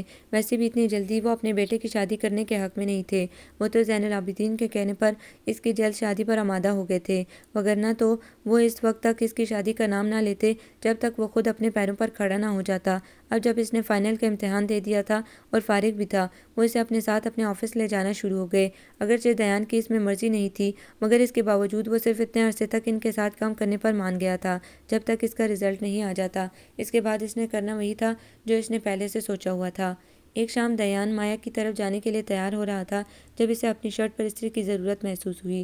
وہ شرٹ ہاتھ میں لے کر مروق کے کمرے کی طرف بڑھا، مگر وہاں سے آتی درِ نجف کی آواز پر وہ اندر داخل ہونے کی بجائے دروازے پر ہی رک گیا۔ میں نے آپ کو پہلے اس لیے نہیں بتایا کہیں آپ کی نماز نہ ڈسٹرب ہو جائے، مگر گل یاد رکھنا رکوع کرتے وقت اتنا ضرور جھکتے ہیں کہ اگر آپ کی کمر پر کوئی پانی سے بھرا پیالہ بھی رکھ دے تو اس کا ایک قطرہ بھی نہ چھلکے، جبکہ رکوع کرتے وقت تم بہت کم جھکتی ہو۔ سوری آپا، مجھے نہیں پتا تھا، میں اب احتیاط کروں گی۔ یہ دیان کی سب سے چھوٹی بہن گلرخ کی آواز تھی۔ آپا، ابھی میں نے جیسے نماز پڑھی ہے تو کیا میری نماز قبول نہیں ہوگی؟ وہ نجف سے پوچھ رہی تھی۔ نہیں جانی، آپ سے کس نے کہہ دیا آپ کی نماز قبول نہیں ہوگی؟ خدا تعالیٰ تو چھوٹے بچوں کی دعائیں بہت جلد منظور فرماتے ہیں، اور پھر آپ نے جان بوجھ کر تو غلط طریقے سے نماز نہیں پڑھی نا؟ آپ کو پتہ نہیں تھا تو جس بات کا علم نہ ہو تو پھر اس کا گناہ کیسا؟ ہاں، اب جب آپ کو معلوم ہو گیا ہے تو آئندہ کے لیے خیال کرنا۔ لیکن نجف آپا، شیری تو مجھے کہتا ہے جو غلط کام کرتے ہیں اللہ ان کو بہت سخت سزا دیتے ہیں۔ گلرخ نے رضوان کے چھوٹے بھائی شیری کا نام لیا تھا۔ شیری نے بھی ٹھیک کہا ہے، مگر جو لوگ اپنے گناہوں سے توبہ کر لیں پھر اللہ تعالیٰ ان کو سزا نہیں دیتے بلکہ ان کو معاف کر دیتے ہیں۔ نجف نے اسے پیار سے سمجھایا، یہ شیری بہت برا ہے، مجھے ہر وقت اللہ تعالیٰ سے ڈراتا رہتا ہے۔ میں جو بھی کام کرنے لگتی ہوں کہتا ہے تمہیں اس کا سخت گناہ ہوگا، پھر وہ کام خود کر لیتا ہے، ہر وقت میری نقل کرتا رہتا ہے، مجھے تو زہر لگتا ہے وہ۔ میں اب کبھی اس سے بات نہیں کروں گی۔ نہیں گل، ایسے کسی کے بارے میں نہیں کہتے اور اس طرح کسی سے نفرت بھی نہیں کرتے۔ سب لوگوں کو اللہ نے بنایا ہے، اس لیے سب سے محبت کرنی چاہیے، اور یہ جو آپ شیری کی باتیں اس کی خیر موجودگی میں بتا رہی ہو تو جس روز وہ خود موجود ہوگا اس وقت بتانا، میں پھر اس کو منع کر دوں گی۔ اس طرح کسی کی برائی اس کی غیر موجودگی میں بالکل نہیں کرتے۔ اگر آپ کسی شخص کے بارے میں قائم کی گئی رائے اس کے سامنے نہیں دے سکتے تو اس کے پیچھے بھی مت دیں، یہ اچھی عادت نہیں ہے۔ بظاہر یہ سرسری سی بات تھی، مگر نہ جانے کیوں دیان کو یہ بہت گہری بات معلوم ہوئی۔ وہ دروازے سے ہی پلٹ گیا اور جا کر خود اپنی شرٹ پریس کی اور تیار ہو کر مایا کے پاس چلا آیا۔ مایا سے اس کی ملاقات پچھلے سال ہوئی تھی۔ وہ کالج سے ماسٹرز کرنے کے بعد ایم فل کرنے اس کی یونیورسٹی میں 1 سال پہلے آئی تھی، لیکن تب وہ نہیں جانتا تھا کہ یہ ملاقات پسندیدگی کا روپ اختیار کر لے گی، کیونکہ وہ اس سے سینئر بھی تھی اور مختلف ڈپارٹمنٹ میں بھی۔ مایا سے دوستی کرنے سے پہلے دیان کی بہت سی گرل فرینڈز تھی، اگرچہ وہ ان میں سے کسی ایک سے بھی سنجیدہ نہیں تھا، مگر بہرحال اس نے سب سے دوستی نبھائی تھی۔ پھر چند ملاقاتوں میں اسے مایا کی شخصیت اچھی لگنے لگی، خصوصاً اس کا کسی بھی لڑکے کو لفٹ نہ کرانا بہت اپیل کرتا تھا۔ دیان جیسے لڑکوں کو ایسی لڑکیاں بے انتہا متاثر کرتی ہیں جو ہزار ان کے چاہنے کے باوجود بھی ان پر توجہ نہیں دیتی، اس لیے اس نے تمام دوستیاں ایک طرف رکھی اور مایا کے پیچھے پڑ گیا۔ مایا دیان کی سماپ فطرت سے واقف تھی، لہٰذا ہر طرف سے اطمینان حاصل کرنے کے بعد وہ اس کی طرف بڑھی تھی۔ جب اسے یقین ہو گیا تھا کہ دیان نے پچھلے تمام مشاغل ترک کر دیے ہیں، اس کے بعد اس نے دیان پر حق ملکیت جتانا شروع کیا جو اب تک موجود تھا۔ مگر کتنی عجیب بات تھی، آج دیان کو اس سے بات کرنے میں بھی وہ لطف نہیں آ رہا تھا جو ہمیشہ اس کی گفتگو سے آتا تھا۔ بار بار اس کا دھیان نجف کی کئی باتوں کی طرف چلا جاتا، جس کے لیے دیان کو اپنا سر جھٹک کر خود کو حقیقت کی دنیا میں واپس لانا پڑتا تھا، اور یہ اس کے ساتھ صرف ایک مرتبہ نہیں بلکہ کئی مرتبہ ہوا۔ جب بھی وہ مایا سے بات کرنے لگتا اسے محسوس ہوتا نجف اس کے سامنے آ کھڑی ہوئی ہے۔ وہ ایسا جان بوجھ کر نہیں کر رہا تھا، لیکن غیر ارادی طور پر وہ مایا کا مقابلہ نجف سے کرتا چلا گیا۔ اسے لگ رہا تھا جیسے اس نے دور نجف کو سمجھنے میں غلطی کی ہے، اور یہ احساس اسے دن میں کئی مرتبہ ہوتا تھا۔ رضوان کو جانے کیا سوجی، اچھا بھلا ماسٹرز کرتے کرتے وہ اپنی تعلیم ادھوری چھوڑ کر باہر چلا گیا۔ پتہ نہیں کسی دوست نے اسے باہر جانے کی راہ دکھائی تھی کہ وہ اپنے کیریئر کی پرواہ کیے بغیر یورپ روانہ ہو گیا۔ اس نے اپنے بیرون ملک جانے کا گھر میں کسی سے ذکر نہیں کیا تھا، اور بالآخر بالا ہی بالا تمام کاغذات تیار کروا لیے۔ عین وقت پر جب اس نے اپنے جانے کا بتایا تو چچی تو صدمے سے بالکل رہ گئی تھی۔ چچا بھی گمسم نظر آ رہے تھے، وہ تو رضوان سے یہ بھی نہیں پوچھ سکتے تھے کہ باہر جانے کے لیے اتنا ڈھیر سارا روپیہ اس کے پاس کہاں سے آیا، کیونکہ وہ خود وقتاً فوقتاً اس کے بینک اکاؤنٹ میں پیسہ جمع کرواتے رہتے تھے۔ بے جا لاڈ پیار اور اتنی زیادہ ڈیل دینے کا یہ انجام ہوا تھا کہ جس عمر میں ان والدین کو اس کی ضرورت تھی وہ انہیں چھوڑ کر پرائے دیش جا بسا تھا۔ دیان کا رزلٹ ابھی نہیں آیا تھا۔ اس عرصے میں اس نے فارغ رہنے کے بجائے شام کے اوقات میں MCSE کی کلاسز جوائن کر لیں۔ ویسے بھی مائکروسافٹ اس کا پسندیدہ مضمون تھا اور وہ اس میں بہت آگے جانا چاہتا تھا۔ ایک روز دور نجف دیان کی دونوں بہنوں اور شہری کے ساتھ لاؤنج میں بیٹھی ہوئی تھی۔ اس عرصے میں اس کی سب سے زیادہ دوستی انہی تینوں سے ہوئی تھی۔ ویسے بھی مروق اور وہ دونوں تقریباً ہم عمر تھی، اس لیے ان میں بے تکلفی بھی بہت تھی، اور چھوٹے دونوں تو تھے ہی نجف کے دیوانے۔ اس کی ہر بات ایسے شوق سے سنتے تھے جیسے پہلی دفعہ سن رہے ہوں، اور یہ حقیقت بھی تھی۔ دور نجف نے انہیں بہت سی ایسی باتیں بتائی تھیں جو اس سے پہلے انہیں کسی نے نہیں بتائی تھیں۔ حیرانگی کی بات یہ نہیں کہ ہم مر کیسے جاتے ہیں، حیرت تو اس بات پر ہے کہ ہم زندہ کس طرح ہیں، کیونکہ جسم اور روح دو بالکل متضاد چیزیں ہیں، مگر اس کے باوجود رب العزت نے ان دو متضاد چیزوں کو انسان کے اندر اس انداز سے مربوط کیا ہے کہ یہ دونوں ایک دوسرے کی ضرورت بن گئے ہیں۔ روح دراصل ہر قسم کی پابندیوں اور بندشوں سے آزاد شے کا نام ہے۔ اس کا مسکن دراصل انسان کا جسم نہیں بلکہ عالم ارواح آسان لفظوں میں کھلی فضا ہے، اور جسم ایک مادی اور فانی چیز ہے۔ تو جب یہ دونوں متضاد چیزیں مل کر انسان کے اندر ایک مکمل فنکشن قائم کرتی ہیں تو ہمیں ایسا لگتا ہے جیسے ان دونوں کا تعلق ہمیشہ سے تھا۔ اسی لیے ہمیں روح کے جسم سے نکلنے پر تکلیف بھی ہوتی ہے اور حیرت بھی۔ آپا، آپ کو یہ سب کس نے بتایا ہے؟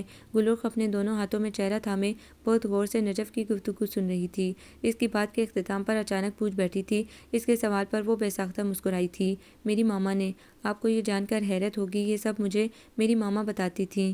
اسلام کے جتنے بھی ارکان ہیں یہ مجھے صرف زبانی یاد نہیں بلکہ ایک ایک رکن میں نے خود ادا کیا ہے، صرف اور صرف اپنی ماما کی بدولت۔ انہوں نے عملی طور پر مجھے یہ سب کر کے دکھایا تھا۔ میں نے قرآن پاک کسی قاری سے نہیں پڑھا، مجھے ماما نے گھر میں خود پڑھایا ہے، حالانکہ وہ جاب بھی کرتی تھی اور گھر کا سارا کام بھی۔ اس کے باوجود میرے دن کے 2 گھنٹے تو صرف اس مقدس کتاب کے لیے ہوتے تھے۔ ماما اور پاپا نے جتنا وقت میری ایجوکیشن پر صرف کیا تھا اس سے زیادہ وقت میں مجھے اسلامی تعلیم دی ہے۔ اور اردو، نجف آپا، آپ نے اتنی اچھی اردو بولنا کس سے سیکھی؟ آپ کی اردو تو ہم سب سے زیادہ اچھی ہے۔ جبکہ ممی بتا رہی تھی کہ آپ کی ماما کو اردو نہیں آتی تھی۔ شہری بھی دور نجف سے متاثر نظر آ رہا تھا۔ ہاں، میری ماما کو بہت اچھی اردو بولنی نہیں آتی تھی، لیکن انہوں نے مجھے اس کی بھی کمی نہیں ہونے دی۔ میرے پاس اسکول میں اردو ایز اے سبجیکٹ تھی۔ اس کے علاوہ میرے ڈیڈی بہت مدد کیا کرتے تھے کیونکہ ان کو تو اردو بولنی آتی تھی۔ نجف نے بڑے پرسکون لہجے میں جواب دیا۔ نجف آپا، اس نے کس اسکول سے پڑھا ہے؟ گلرخ کی طرف سے دوسرا سوال آیا۔ میں نے دبئی جم سے پڑھا تھا۔ درِ نجف نے تھا پر زور دیا۔ وہاں کے اسکول میں بھی اسلامک ایجوکیشن ہوتی ہے؟ شہری نے پوچھا۔ ہوتی ہے، مگر محض اتنی کہ ہم بتا سکیں ہم مسلمان ہیں اور بس۔ اس کے علاوہ یہ تمام ڈیٹیل مجھے گھر سے ہی ملی ہیں۔ دیان جو اتنی دیر سے ان سب کی باتیں سن رہا تھا، نجف کا آخری جملہ سن کر ایک مرتبہ پھر اسے اپنے غلط ہونے کا احساس ہوا۔ اس نے نجف کو سمجھنے میں واقعی بہت بڑی غلطی کی تھی۔ وہ اس کے متعلق جو رائے رکھتا تھا وہ در حقیقت اس کے برعکس تھی۔ ابھی اس کے کہنے پر دیان کو بھی خیال آیا کہ ان کے گھر میں بچوں کو اسلامی تعلیم دینے کے لیے بہت کم وقت دیا جاتا ہے، گن کر 15-20 منٹ، اور وہ بھی تب جب قاری صاحب آ کر انہیں کلام پاک پڑھاتے تھے۔ اتنے قلیل وقت میں وہ صرف قرآن مجید پڑھنا ہی سیکھ سکتے تھے، قرآن سمجھنا یا اس پر عمل کرنا نہیں۔ گھر کی کسی خاتون یا مرد حضرات میں سے کسی نے انہیں دینی تعلیمات دینے کے لیے کبھی خود سے وقت نہیں نکالا۔ سب کا یہی خیال تھا کہ قاری صاحب کے پاس بمشکل چند منٹ گزار کر یہ بچے مکمل مسلمان بن جائیں گے، اس لیے ان بچوں کا علم بھی وہیں تک محدود تھا جتنا انہوں نے اپنی درسی کتاب میں پڑھا تھا، جبکہ درِ نجف کی اسلام کے متعلق معلومات یہاں کے لوگوں کی نسبت کہیں زیادہ تھی۔ وہ مروق کی ہم عمر تھی، مگر مروق سے زیادہ میچور سوچ رکھتی تھی۔ مروق کو نہ تو زندگی کے اس اہم حصے کے متعلق زیادہ معلومات تھی اور نہ ہی اسے جاننے کا شوق تھا۔ نجف کے ساتھ دیان کے تعلقات اول روز جیسے تھے، مگر زین العابدین کے پاس وہ جب بھی جاتا تھا بہت اچھا وقت گزار کر آتا تھا۔ ان کی باتوں سے کبھی کبھی دیان کو درِ نجف کے انداز گفتگو کی جھلک دکھائی دیتی تھی، بلکہ جس طرح وہ کسی معمولی سی بھی بات کا مفصل جواب دیتے تھے، وہ زندگی کے ہر موضوع کے متعلق مختلف طرح کے دلائل دے کر قائل کر لیتے تھے، تو اسے درِ نجف کی وسیع نالج کی وجہ بھی سمجھ آ گئی تھی۔ جب اس نے اپنے پاپا کے ساتھ ان کے آفس جانا شروع کیا تھا تو اس کے اس اقدام کی سب سے زیادہ زین العابدین نے حوصلہ افزائی کی تھی۔ انہوں نے کہا تھا، اگرچہ اس طرح اپنے والد کے ساتھ کام کر کے تمہاری انفرادیت نہ رہے، مگر بیٹا یہ یاد رکھنا کہ تمہاری شخصیت اور تمہاری انفرادیت تمہارے پاپا کے دم سے ہے۔ تم آج جو کچھ بھی ہو انہی کی وجہ سے ہو۔ ان کے بغیر نہ تو تمہاری کوئی شناخت ہوگی اور نہ ہی پہچان، کیونکہ اپنے اصل سے کٹ کر انسان اپنی شناخت کھو بیٹھتا ہے، اور بے شناخت انسان ترقی تو کر سکتا ہے لیکن اپنا مقام نہیں بنا سکتا۔ تم اپنی مرضی سے کام کرنا چاہتے ہو وہ بھی کر کے دیکھ لو، مگر میں نہیں سمجھتا کہ اپنی پسند کا کام کر کے بھی تمہیں وہی اطمینان ملے گا جو تم اپنے پاپا کے ساتھ کام کر کے محسوس کرو گے۔ اور اب اس نے اپنے مستقبل کے بارے میں سوچنا چھوڑ دیا تھا۔ اپنی جاب کے لیے اس کا جو ارادہ تھا وہ اس نے فی الحال رزلٹ آنے تک ملتوی کر رکھا تھا۔ ویسے بھی رضوان کے جانے کے بعد اس کے ڈیڈی کی جو حالت ہوئی تھی، اس نے دیان کو بہت کچھ سوچنے پر مجبور کر دیا تھا۔ رضوان کے اس عمل نے دیان کو یہ اچھی طرح سے باور کرا دیا تھا کہ بعض اوقات اپنی منمانی کرنے سے اپنی ذات سے وابستہ لوگوں کو کس قدر تکلیف ہوتی ہے، اور اب وہ ایسی ہی کوئی نئی اذیت اس گھر کو نہیں دینا چاہتا تھا۔ وہ دن میں اپنے پاپا کے ساتھ آفس جاتا تھا اور شام میں MCSE کی کلاسز اٹینڈ کرتا تھا۔ رات کا جو وقت بچتا تھا وہ زیادہ تر دیان زین العابدین کے ساتھ گزارنا پسند کرتا تھا۔ ان سے لمبی لمبی بحث کر کے بعض اوقات اسے بہت مزہ آتا تھا، اور کئی مرتبہ اسے زین العابدین سے بڑے پتے کی بات معلوم ہو جاتی تھی۔ اسے گفت و شنید کر کے دیان کو اس بات کا شدت سے یہ احساس ہوا تھا کہ اسلام کے اصل مفہوم کے متعلق اس کی معلومات نہ ہونے کے برابر ہیں، اور اسے افسوس بھی ہوتا تھا کہ اس سے پہلے اس نے کبھی اس طرف توجہ کیوں نہیں دی۔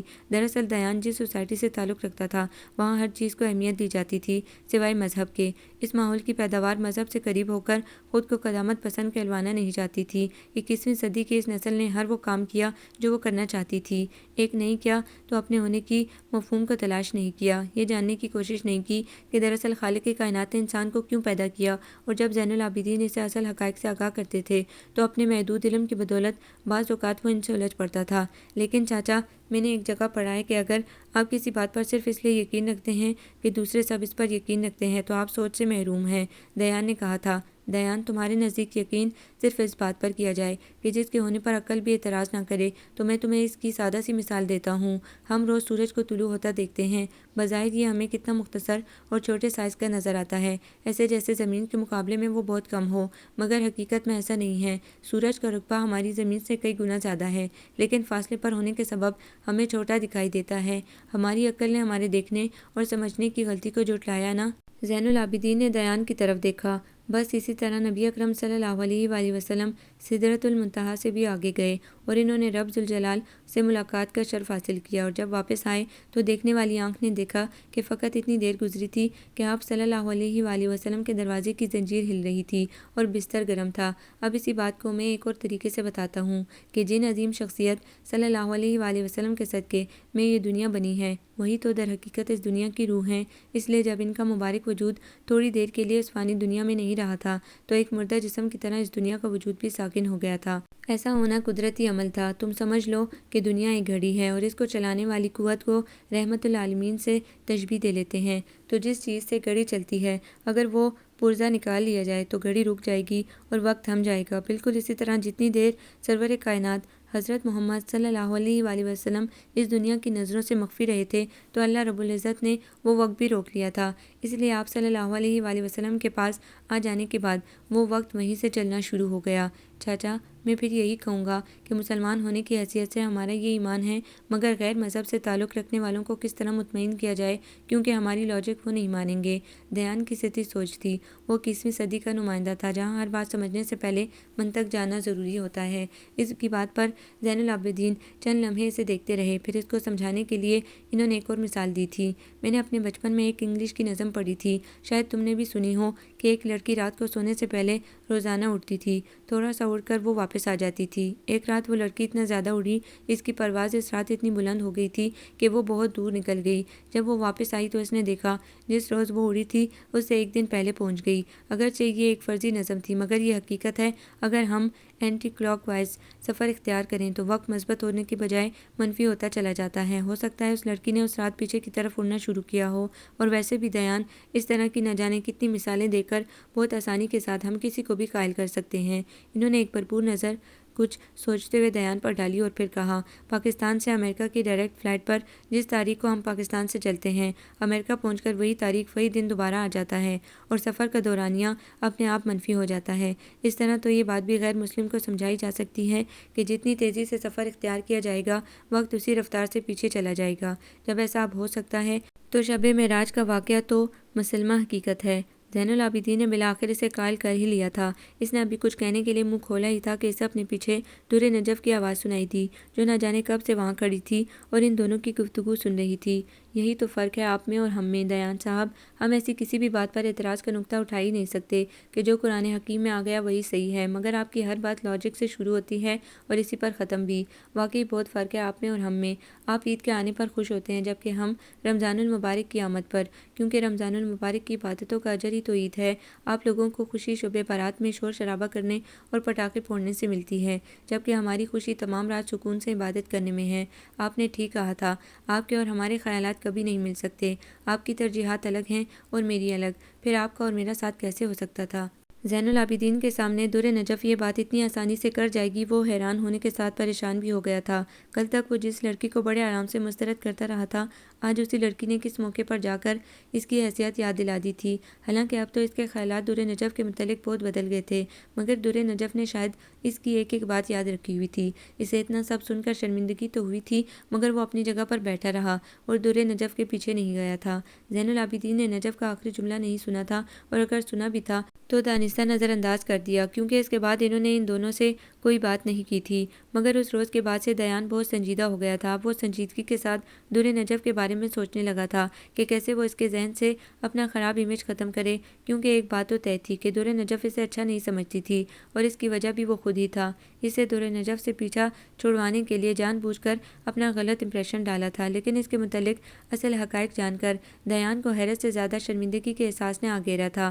اب وہ ہر صورت در نجف کو یہ بتانا چاہتا تھا کہ جس طرح اس نے در نجف کو سمجھنے میں غلطی کی ہے، اس طرح جیسا وہ دیان کے متعلق سوچتی ہے، حقیقت میں وہ ویسا نہیں ہے۔ مگر وہ یہ بھی جانتا تھا کہ یہ سب سن کر بھی وہ یقین نہیں کرے گی، اس کے لیے ابھی تھوڑا وقت چاہیے۔ چنانچہ وہ کچھ عرصہ گزار کر اس سے بات کرنا چاہتا تھا، مگر اس سارے عرصے میں جو سب سے ناقابل یقین بات ہوئی یہ تھی کہ دیان کی سوچوں کا محور صرف در نجف کی ذات رہ گئی۔ وہ کوشش کے باوجود بھی اس کے تصور سے باہر نہ آ سکا، اور پریشانی کی بات یہ تھی کہ اسے در نجف کے تصور میں گم رہنا برا نہیں لگ رہا تھا۔ پتہ نہیں دور نجف کی شخصیت میں ایسی کیا بات تھی کہ جو بار بار اسے اپنی طرف متوجہ کرتی جا رہی تھی۔ اپنے متعلق اس کی رائے سن کر بھی وہ اس کے خیال سے پیچھا نہیں چھڑا پایا۔ اگر وجہ محض اس کی خوبصورتی کی ہوتی تو بھی وہ یہ ماننے پر تیار نہیں تھا، کیونکہ وہ اچانک اسے خوبصورت نہیں لگنے لگی تھی۔ وہ پہلے بھی خوبصورت تھی اور اس کی خوبصورتی کا اعتراف بھی وہ بہت مرتبہ کر چکا تھا، مگر تب اس نے دور نجف کے متعلق ایسا کوئی جذبہ محسوس نہیں کیا تھا۔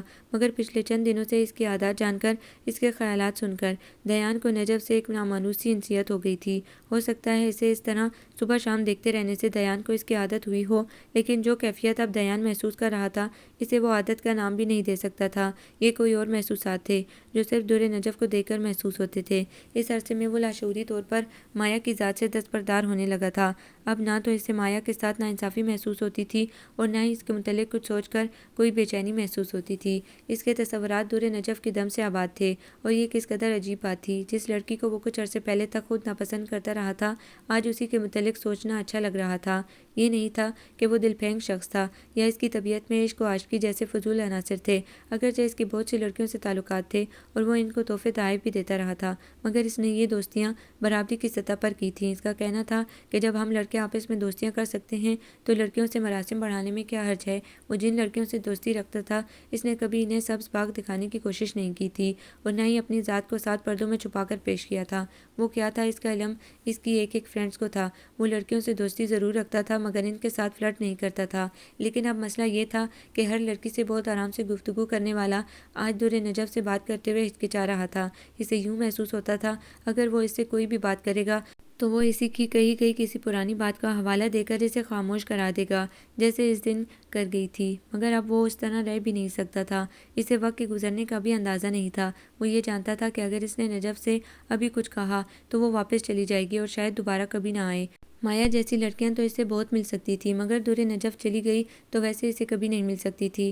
اس نے جس طرح آ کر یہاں کے لوگوں کی ذہنیت تبدیل کی تھی، مایا تو کیا کوئی بھی اور لڑکی ایسا نہیں کر سکتی تھی، کیونکہ ایسی لڑکی ان کے گھر کا ماحول سدھارنے کی بجائے الٹا ان کے رنگ میں رنگ جاتی، جبکہ اس وقت گھر میں نجف جیسی لڑکی کی ضرورت تھی۔ اور جب یہ بات اس کے ذہن میں آئی تو اس نے پھر نجف سے ملنے میں دیر بھی نہیں کی۔ اس روز مروق اسے اپنے ساتھ کالج فنکشن پر لے کر گئی تھی اور اس کا دیان کو بھی علم تھا۔ وہ ان دونوں کے جانے کے تھوڑی دیر بعد اپنی گاڑی لے کر مروق کے کالج پہنچ گیا اور گیٹ کیپر سے کہہ کر نجف کو بلوایا۔ جب وہ گیٹ تک آئی تو دیان کو سامنے پا کر حیران ضرور ہوئی۔ نجف، تمہاری فرینڈز کا دبئی سے فون آیا تھا، وہ آدھے گھنٹے بعد دوبارہ کریں گی۔ چاچا نے کہا ہے کہ میں تمہیں لے آؤں۔ وہ جانتا تھا کہ اس طرح جھوٹ بول کر نہ وہ نجف کو متاثر کر سکے گا اور نہ ہی قائل، لیکن فی الوقت اس کے پاس اس کے علاوہ کوئی اور بہانہ نہیں تھا، کیونکہ گھر میں اس سے بات کرنا تقریباً ناممکن تھا۔ وہ اب کبھی بھی اس سے تنہائی میں بات کرنے پر رضامند نہ ہوتی۔ دور نجف نے چند لمحوں کے لیے کچھ سوچا، پھر مروق کو بتا کر وہ دیان کی گاڑی میں آ بیٹھی۔ دیان نے گاڑی کا رخ گھر کی بجائے شہر سے باہر ایک سنسان سڑک کی طرف کر دیا تھا۔ سب سے پہلے تو میں اپنی غلط بیانی کی معذرت کروں گا، آپ کی کسی دوست کا فون نہیں آیا تھا اور نہ ہی چاچا نے مجھے آپ کو لانے کو کہا تھا۔ میں آپ سے کچھ باتیں کرنا چاہتا ہوں جو گھر میں ممکن نہیں تھی، اسی لیے میں نے جھوٹ کا سہارا لیا اور آپ کو اپنے ساتھ لے آیا۔ دیان کے یہ کہنے پر دور نجف نے اسے جن نگاہوں سے دیکھا تھا ان کا مفہوم وہ بہت اچھی طرح سے جان گیا تھا۔ ابھی تو اس نے صرف آنکھوں سے ملامت کی تھی، اگر زبان سے بھی کام لیتی تب بھی دیان برا نہیں مناتا، کیونکہ وہ ہر رویہ رکھنے میں حق بجانب تھی۔ میں اپنی بات کہاں سے شروع کروں مجھے سمجھ نہیں آ رہی، چلے میں وہاں سے شروع کرتا ہوں جب نجف، آپ کا وجود ابھی دنیا میں نہیں آیا تھا۔ اس وقت میں تقریباً 4 سال کا تھا جب زین چاچا کی شادی کی خبر ہم تک پہنچی تھی۔ میرے پاپا نے اس پر کوئی اعتراض نہیں کیا تھا، مگر میری امی اور چچی کو اس بات پر سخت اعتراض تھا۔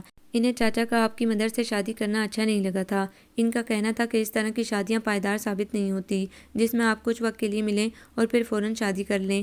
دوسری بات جو اس شادی پر سب سے زیادہ قابل اعتراض تھی کہ نان مسلم خواتین مسلمان مردوں سے متاثر ہو کر شادی تو فوراً کر لیتی ہیں مگر اسے نبھاتی نہیں ہیں اور بہت جلد نوبت طلاق تک آ جاتی ہے۔ آپ کی مدر کے متعلق بھی اکثریت کی وہی رائے تھی کہ وہ بھی زیادہ دیر نباہ نہیں کریں گی اور بہت جلد چاچا کو چھوڑ جائیں گی۔ دیان نے ایک موڑ کاٹا اور اپنی گفتگو کا سلسلہ وہیں سے شروع کیا جہاں سے توڑا تھا۔ یہاں میں اپنے بیان میں تھوڑی سی تبدیلی کروں گا کہ آپ کی مدر نے چاچا کو چھوڑا ضرور مگر اپنی زندگی میں نہیں۔ اپنی زندگی میں وہ صرف چاچا کی ہی بن کر رہی تھیں۔ آپ کی ممی چونکہ فطرتاً وفادار اور مخلص خاتون تھی، اس لیے ان کی اچھائی کا بہت جلد ہماری فیملی کو بھی پتہ چل گیا۔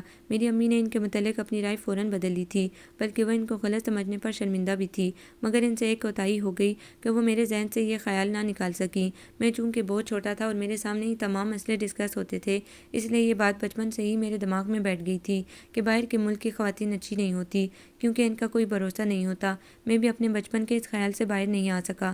پھر بڑے ہو کر بھی میرے ذہن میں ایک ہی بات تھی کہ میں شادی اس لڑکی سے کروں گا جو دل سے میرے ساتھ مخلص ہوگی، اور اس کے خلوص کا پتہ چلانے کے لیے میرے لیے اس کا بیک گراؤنڈ جاننا بے حد ضروری تھا۔ میں جن لڑکیوں سے ملتا تھا مجھے معلوم ہوتا تھا کہ ان کی کبھی نہ کبھی کسی اور لڑکے سے بھی دوستی رہی تھی۔ میں بھی ان سے صرف دوستی رکھتا تھا۔ شادی کے لیے میں صرف مایا کے ساتھ سیریس ہوا تھا کیونکہ میں بہت عرصے سے اسے جانتا تھا، اسی لیے اس روز میں نے آپ سے جو کچھ بھی کہا تھا اسی نظریے کے پیش نظر کہا تھا۔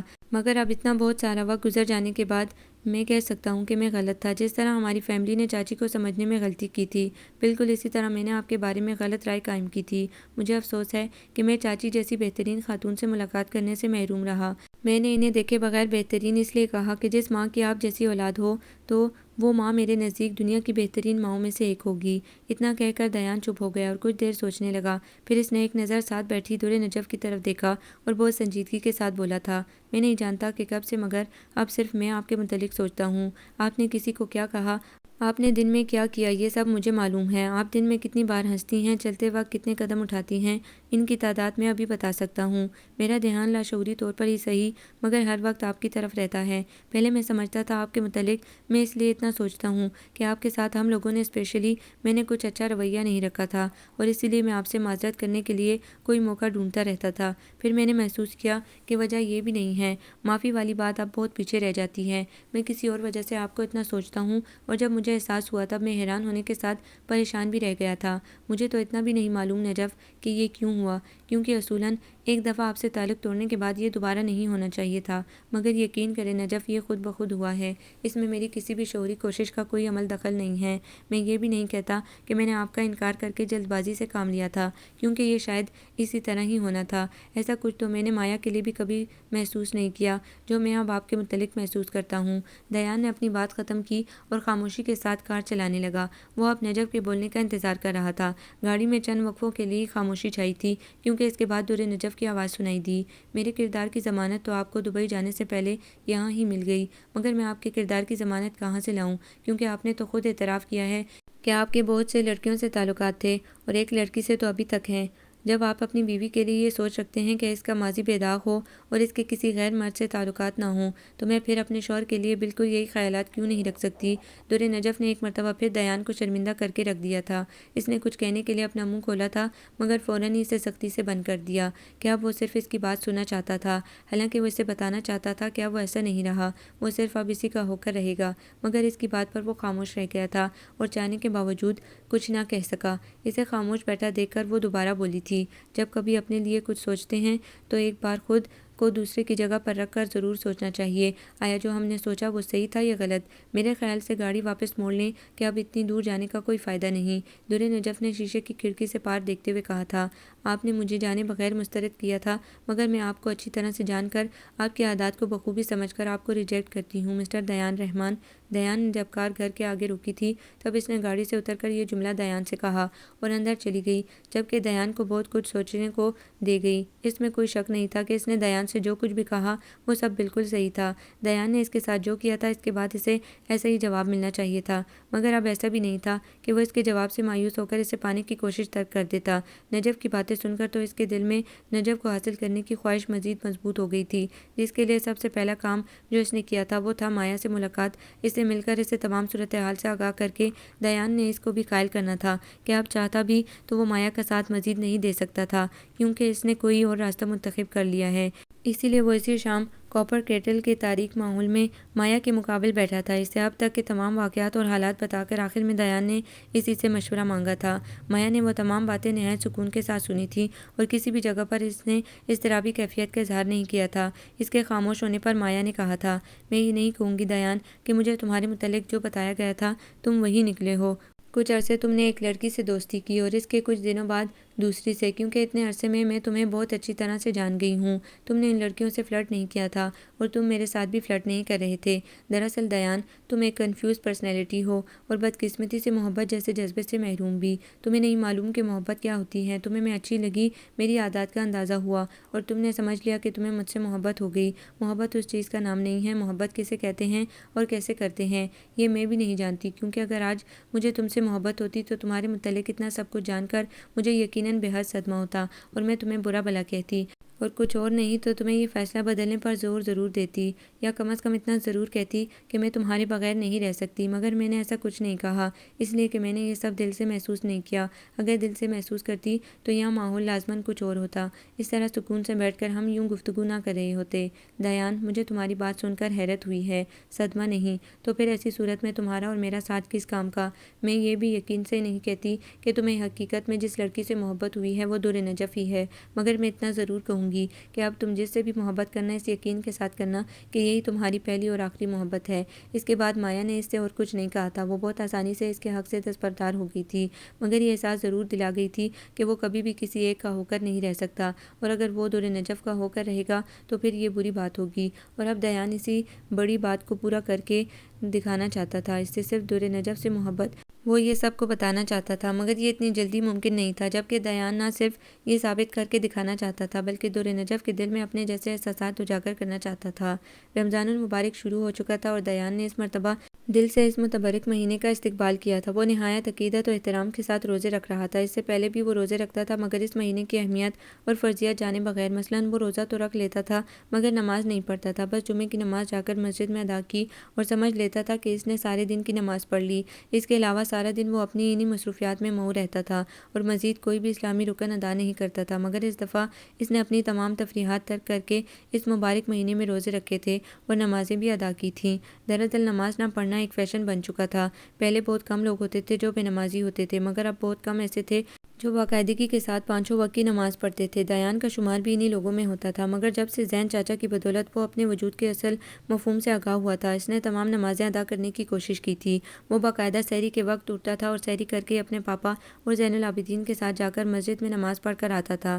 پاپا تو نماز پڑھ کر جلد گھر آ جاتے تھے کیونکہ انہیں پھر آفس بھی جانا ہوتا تھا، مگر وہ دیر تک زین العابدین کے ساتھ بیٹھا مولوی صاحب سے ایسے مسائل سنتا رہتا تھا جن کے بارے میں وہ اکثر کنفیوژن کا شکار رہتا تھا یا جو اس کے علم میں نہیں تھے۔ رات کو زندگی میں پہلی بار وہ زین العابدین کے ساتھ جا کر تراویح بھی پڑھایا تھا اور اس کے بعد وہ عشاء کی نماز باقاعدگی سے مسجد میں جا کر پڑھنے لگا۔ اس طرح کی زندگی گزارنا اسے بہت اچھا لگ رہا تھا، وہ اپنی زندگی کا یہ روپ پہلی مرتبہ دیکھ رہا تھا۔ زین العابدین کے آنے سے پہلے اس نے بھی ایک عام سی زندگی گزاری تھی، مگر ان سے مل کر، ان کی باتیں سن کر اسے اپنی زندگی کے رائگاں ہونے کا شدت سے احساس ہوا تھا۔ ایسا کر کے وہ شاید اپنی گزشتہ زندگی کا ازالہ کرنا چاہتا تھا۔ رضوان کا انگلینڈ سے خط آیا تھا، اس نے لکھا تھا کہ اس نے یہاں سیاسی پناہ کے لیے اپلائی کر دیا ہے اور بہت ممکن ہے اس کا فیصلہ اگلے سال کے اختتام پر اس کے حق میں ہو جائے۔ اس خط نے تو رضوان کے امی اور ابو کی رہی صحیح امید بھی خاک میں ملا دی تھی۔ اس کی باتوں سے ظاہر ہوتا تھا وہ اب کبھی پاکستان نہیں آئے گا۔ انہیں اپنی تربیت پر سخت افسوس ہو رہا تھا، نہ تو وہ رضوان کی ہر بات مانتے اور نہ آج یہ وقت آتا۔ رمضان کا آخری عشرہ چل رہا تھا۔ یہ رمضان اس لیے بھی ان سب کے لیے اہمیت کا حامل تھا کہ اتنے عرصوں بعد زین العابدین ان کے درمیان تھے۔ اس پورے عرصے میں در نجف اسے کہیں بھی دکھائی نہیں دی تھی، بلکہ تمام رمضان وہ بہت کم نظر آئی تھی۔ صرف افطار کے وقت یا پھر سحری کرنے کے لیے وہ تھوڑی دیر کو آتی تھی اور ان سب کی موجودگی میں ہی وہ سب سے پہلے اٹھ کر چلی جاتی تھی۔ جتنی بھی دیر وہ رہتی تھی دیان کا پورا وجود آنکھ بن کر اسے دیکھتا رہتا تھا۔ ویسے بھی دیان کی حسیات اس کے معاملے میں بہت زیادہ حساس ہو چکی تھی، اگرچہ دیان کی نگاہ اس پر سرسری انداز سے اٹھتی تھی اور پھر فوراً ہٹ بھی جاتی تھی، مگر اس مختصر سے عرصے میں بھی وہ جان لیتا تھا کہ وہ کیا کر رہی ہے اور کیسی لگ رہی ہے۔ بڑے سے دوپٹے سے اپنے سر کو اچھی طرح ڈھانپے وہ اسے نظر سے دور نہیں بلکہ دل کے آس پاس محسوس ہوتی تھی۔ اتنے عام سے حلیے میں بھی وہ اس سے سب میں نمایاں نظر آتی تھی۔ دیان اس سے محبت کرنے لگا تھا، مگر اس سے پہلے وہ اس کی عزت زیادہ کرتا تھا اور اسی عزت کی وجہ سے اسے در نجف سے محبت ہو گئی تھی اور اب وہ جان بوجھ کر اس کی طرف نظر اٹھانے سے کتراتا تھا۔ دیان کا رزلٹ آ چکا تھا اور اس نے فرسٹ ڈویژن میں MSc کلیئر کر لیا تھا۔ اس کا MCSc بھی ابھی جاری تھا، مگر اس کے ساتھ ہی اس نے خود اپنے پاپا کے ساتھ کام کرنے میں دلچسپی ظاہر کر دی تھی۔ زین العابدین کی کئی گئی باتیں اس پر اب اثر دکھا رہی تھیں۔ وہ اپنے آپ کو بدلنے میں کامیاب ہو گیا تھا۔ وہ جان گیا تھا کہ خوشی اپنی مرضی کرنے سے نہیں ملتی بلکہ دوسروں کو خوش کرنے سے ملتی ہے۔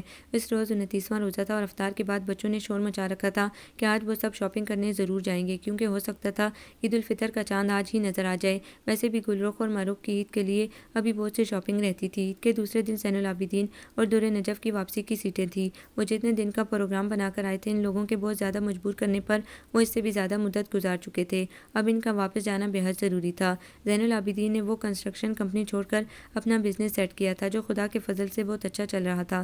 وہ اور ان کے ایک دوست اور پارٹنر تھے۔ رمضان سے کچھ دن پہلے زین العابدین چند دنوں کے لیے دبئی گئے تھے اپنے بزنس کے سلسلے میں۔ در نجف کو یہاں سے کسی نے بھی جانے نہیں دیا تھا، اس لیے اپنے ضروری امور نپٹا کر زین العابدین بھی واپس آ گئے تھے اور اب وہ دونوں صرف عید تک رہنے پر مانے ہوئے تھے۔ اس کے بعد ان دونوں کو واپس چلے جانا تھا، اس لیے گھر کی سب خواتین اور بچے ان دونوں کے لیے تحائف لینے بازار چلے گئے۔ جب وہ تراویح پڑھ کر گھر واپس آیا تو گھر میں غیر معمولی خاموشی تھی۔ اپنے کمرے کی طرف جاتے جاتے اچانک اس کی نگاہ در نجف کے کمرے کی سمت اٹھی تھی۔ اس کے کمرے کا دروازہ کھلا تھا اور وہ جائے نماز پر جھکی نظر آئی۔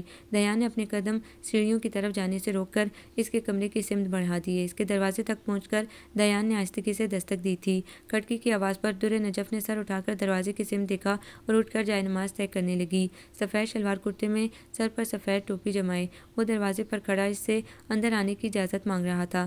اس نے ایک نظر دیان پر ڈال کر جائے نماز سائڈ پر رکھی اور اسے جواب دیا۔ دیان اپنے سر سے ٹوپی اتارتا اندر آ گیا تھا۔ باقی سب کے ساتھ شاپنگ کرنے کیوں نہیں گئی تم؟ دیان نے تمہید باندھی۔ میں نے ضروری نہیں سمجھا، در نجف نے جواب دیا، لیکن اس میں ضرورت کی کیا بات ہے؟ یہ تو دل کی خوشی ہوتی ہے اور بہت ممکن ہے کہ کل عید ہو جائے، تو ایسے موقع پر تو سب ہی تفریح چاہتے ہیں، مگر میرے دل کی خوشی اس میں ہے۔ در نجف نے جزدان میں لپٹے قرآن مجید کی طرف اشارہ کیا۔ یہ وقت تفریحات مجھے سکون نہیں پہنچاتی۔ اس نے بہت کچھ کہتی نظروں سے دیان کی طرف دیکھا تھا اور بہت ٹھہر ٹھہر کر جواب دیا تھا۔ اس کی آنکھوں کو دیکھ کر دیان نے بہت پہلے اس کے بارے میں بالکل صحیح اندازہ لگایا تھا کہ وہ آنکھیں کسی کو بھی تسخیر کر سکتی تھی۔ اب ان آنکھوں نے کیا، در نجف کی پوری شخصیت نے دیان کو سر سے پاؤں تک شکست دے دی تھی۔ در نجف نے ایک مرتبہ پھر اسے لاجواب کر دیا تھا، مگر اب کی بار وہ بھی ہار ماننے نہیں آیا تھا، اس لیے اسے کہنے لگا، نجف غلطیاں انسان ہی کرتے ہیں اور یہ کسی سے بھی ہو سکتی ہیں، تم سے بھی، مجھ سے بھی، لیکن صرف مجھے ہی میری غلطی کی سزا کیوں دی جا رہی ہے؟ دیان کے کہنے پر در نجف نے فوراً کہا تھا، سب سے پہلے تو ایک بات کہ آپ سے کوئی غلطی نہیں ہوئی، آپ نے جو کچھ بھی کہا تھا بقائمی ہوش و آواز کے ساتھ کہا تھا، پھر اس پر آپ کا پچھتانا کیسا؟ اور دوسری بات یہ کہ میں نے آپ کو کوئی سزا نہیں دی، یہ سزا ہی تو ہے نجف، جب تم میرے متعلق سب کچھ جان گئی ہو اور سمجھ گئی ہو کہ میں غلط تھا اور میں نے اپنی اس غلطی کا اعتراف بھی کر لیا تھا، اس کے باوجود بھی تم اپنے ارادوں میں ذرا سی بھی لچک پیدا کرنے پر تیار نہیں ہو۔ نجف، میں برا تھا مگر اب نہیں ہوں، کیونکہ مجھے اب برے ہونے کا احساس ہو گیا تھا، میں اب بدل گیا ہوں نجف، اور مجھے یہ کہنے میں کوئی یار نہیں ہے کہ مجھے بدلنے میں زین چاچا کا اور تمہارا ہاتھ ہے۔ تم جو کسی اور دیس کی باسی تھی، ادھر کس لیے آئی تھی، مجھ سے کس لیے ملی تھی، کیوں مجھے اپنی اہمیت کا احساس دلایا تھا، کیوں بتایا تھا کہ میں غلط ہوں، جب تمہیں یہاں سے چلے جانا تھا تو میری اپنی ذات سے آشنائی کیوں کروائی تھی، چھوڑ دیتی تو مجھے میرے حال پر، میں تو اپنے حالوں میں مست تھا، تو پھر کیوں تم نے مجھے ڈسٹرب کیا، کیوں آئی تم یہاں؟ اس لیے نا کہ تمہیں یہاں کے ایک بے خبر اور جہالت کے اندھیرے میں ڈوبے شخص کو اجالوں میں لانا تھا۔ اب جب اس شخص کو اجالے نصیب ہو گئے ہیں تو کیا تم اسے تنہا چھوڑ دو گی تاکہ وہ دوبارہ انہی پستیوں میں جا گرے؟ بولو نجف، کیا تم ایسا چاہو گی؟ تو کیا یہ بہتر نہیں ہے کہ تم اس نئے شخص پر ایک احسان اور کر دو اور اس کا ہاتھ تھام لو، اس کو دائمی خوشیاں دے دو؟ ہو سکتا ہے تمہاری نظر میں اب بھی اتنا برا ہوں، مگر کیا ایسا نہیں ہو سکتا کہ تم اس برے شخص کو اپنے جیسا بنا لو، کیونکہ یہ برا شخص اچھا بننا چاہتا ہے۔ تم نے آ کر اس گھر کا تمام سیٹ اپ بدل دیا ہے، یہاں کے لوگوں کو تم سے محبت ہو گئی ہے، اور اگر میں کہوں کہ اس گھر کو تمہاری بہت ضرورت ہے تو تم اس پر یقین نہیں کرو گی۔ اتنی شدید محبتیں ٹھکرا کر کیا تم سکون سے رہ سکو گی؟ دیان کی تمام باتیں اس نے بہت دھیان کے ساتھ اور بے حد آرام سے سنی تھی، اور اب کچھ کہنے کی اس کی باری تھی۔ میں یہ مان بھی لیتی ہوں کہ آپ کو مجھ سے واقعی محبت ہو گئی ہے، مگر میں پھر بھی اپنے دل میں آپ کے متعلق ایسا کوئی جذبہ نہیں پا رہی، لیکن اس کے باوجود میں آپ کی بات ماننے پر غور ضرور کر لوں گی، اس لیے کہ مجھے آپ کی محبت نے نہیں بلکہ آپ کے اندر کے اچھے انسان نے ایسا کرنے پر مجبور کیا ہے، جسے آپ نے اپنی غلط سوچ اور عیش پسندی کی عادت کے باعث چھپا رکھا تھا۔ در نجف اب براہ راست اس کی آنکھوں میں دیکھ رہی تھی۔ آپ نے مجھے ایک مکمل مسلمان نہ ہونے کے باعث مسترد کیا تھا، مگر میں آپ کو ایک بہتر مسلمان بننے کی کوشش کرتا دیکھ کر یہ سوچنے پر مجبور ہو گئی ہوں کہ ایک ایسے شخص ہو جس میں بہترین انسان اور مکمل مسلمان بننے کی صلاحیتیں موجود ہوں، اس کی ان صلاحیتوں کو اجاگر کرنے میں مدد نہ دینا زیادتی ہوگی۔ میں آپ کو انکار کر کے آپ کے اندر کے اچھے شخص کے ساتھ ناانصافی نہیں کرنا چاہتی، اگرچہ آپ کی بات ماننا میرے لیے خاصا مشکل ہے، کیونکہ ایک مرتبہ میں نے سوچ لیا تھا کہ مجھے یہاں کسی قیمت پر اور کسی کے بھی ساتھ نہیں رہنا، مگر اب اس مشکل فیصلے پر سوچنے کے لیے مجھے تھوڑا سا وقت درکار ہے۔ میں اتنی جلدی اور ڈیڈی سے پوچھے بغیر یہ فیصلہ نہیں کر سکتی۔ زین چاچا سے میری بات ہو گئی ہے، انہوں نے فیصلہ تم پر چھوڑ دیا ہے، تم ان کی فکر مت کرو، اپنی بتاؤ کتنا وقت چاہیے تمہیں؟ دیان نے پوچھا تھا۔ اتنا وقت کہ میں خود کو آپ کے ساتھ کے لیے آمادہ کر سکوں۔ در نجف نے اس کی طرف دیکھے بغیر جواب دیا۔ تو پھر ٹھیک ہے، جتنا وقت بھی تم لینا چاہتی ہو لے لو، اور اگر کبھی تمہیں محسوس ہو کہ جو کچھ میں نے کہا ہے وہ سب صحیح ہے تو یہ رنگ پہن لینا، ورنہ میں پھر سمجھوں گا کہ میں اپنے جذبات تمہارے دل تک پہنچانے میں ناکام رہا ہوں۔ دیان نے اپنی جیب سے انگوٹھی کی ٹپیاں نکال کر در نجف کی طرف بڑھائی اور باہر نکل گیا۔ وہ اپنے کمرے میں چلا آیا تھا۔ ابھی وہ نائٹ سوٹ پہن کر سونے کے ارادے سے اپنے بستر کی جانب بڑھا ہی تھا کہ وہ لوگ جو بازار گئے تھے سب واپس آ گئے۔ بچوں نے تو اس کے کمرے میں دھاوا بول دیا تھا۔ اسے زبردستی اس حلیے میں اٹھا کر وہ اپنے ساتھ نیچے لے آئے تھے۔ نیچے لاؤنج کا عجیب ہی منظر دیکھنے کو ملا۔ عید الفطر کا چاند نظر آ گیا تھا اور گھر کی تمام خواتین افراتفری کے عالم میں ادھر سے ادھر بھاگتی نظر آئیں، کیونکہ ابھی انہوں نے عید کے سلسلے میں کوئی خاص تیاری نہیں کی تھی۔ دونوں بچوں نے لا کر دیان کو لاؤنج میں موجود در نجف کے پاس صوفے پر بٹھا دیا اور بہت جوش و خروش کے ساتھ اپنی خریدی گئی اشیاء اسے دکھانے لگے۔ ان کی ایک ایک چیز پر تعریفی کلمات ادا کرتے کرتے اس کی نگاہ غیر ارادی طور پر نجف کے ہاتھ کی طرف اٹھ گئی تھی۔ دیان کی لائی ہوئی انگوٹھی اس کے بائیں ہاتھ کی تیسری انگلی میں موجود تھی، گویا وہ کسی ایک نتیجے تک پہنچنے میں کامیاب ہو گئی تھی۔ در نجف نے اس سے کچھ نہیں کہا تھا، نہ ہی دیان نے اس سے کچھ پوچھا تھا، کیونکہ اس کے بعد دیان کو مزید کچھ پوچھنے کی ضرورت رہی بھی نہیں تھی۔ اب آنے والے وقت نے بتانا تھا کہ ان دونوں نے جو فیصلہ کیا ہے وہ ان کے حق میں کس قدر درست ہے۔ وہ اجنبی ملک میں رہنے والی اب کے برس ان سب کے لیے ایسی عید لے کر آئی تھی جس سے ان کے گھر میں ہر طرف خوشیاں پھیل گئی تھیں۔ آپ کو یہ ناول کیسا لگا؟ کمنٹس میں اپنی رائے ضرور دیں۔ ہمارے چینل کو لائک کریں، سبسکرائب کریں، شیئر کریں۔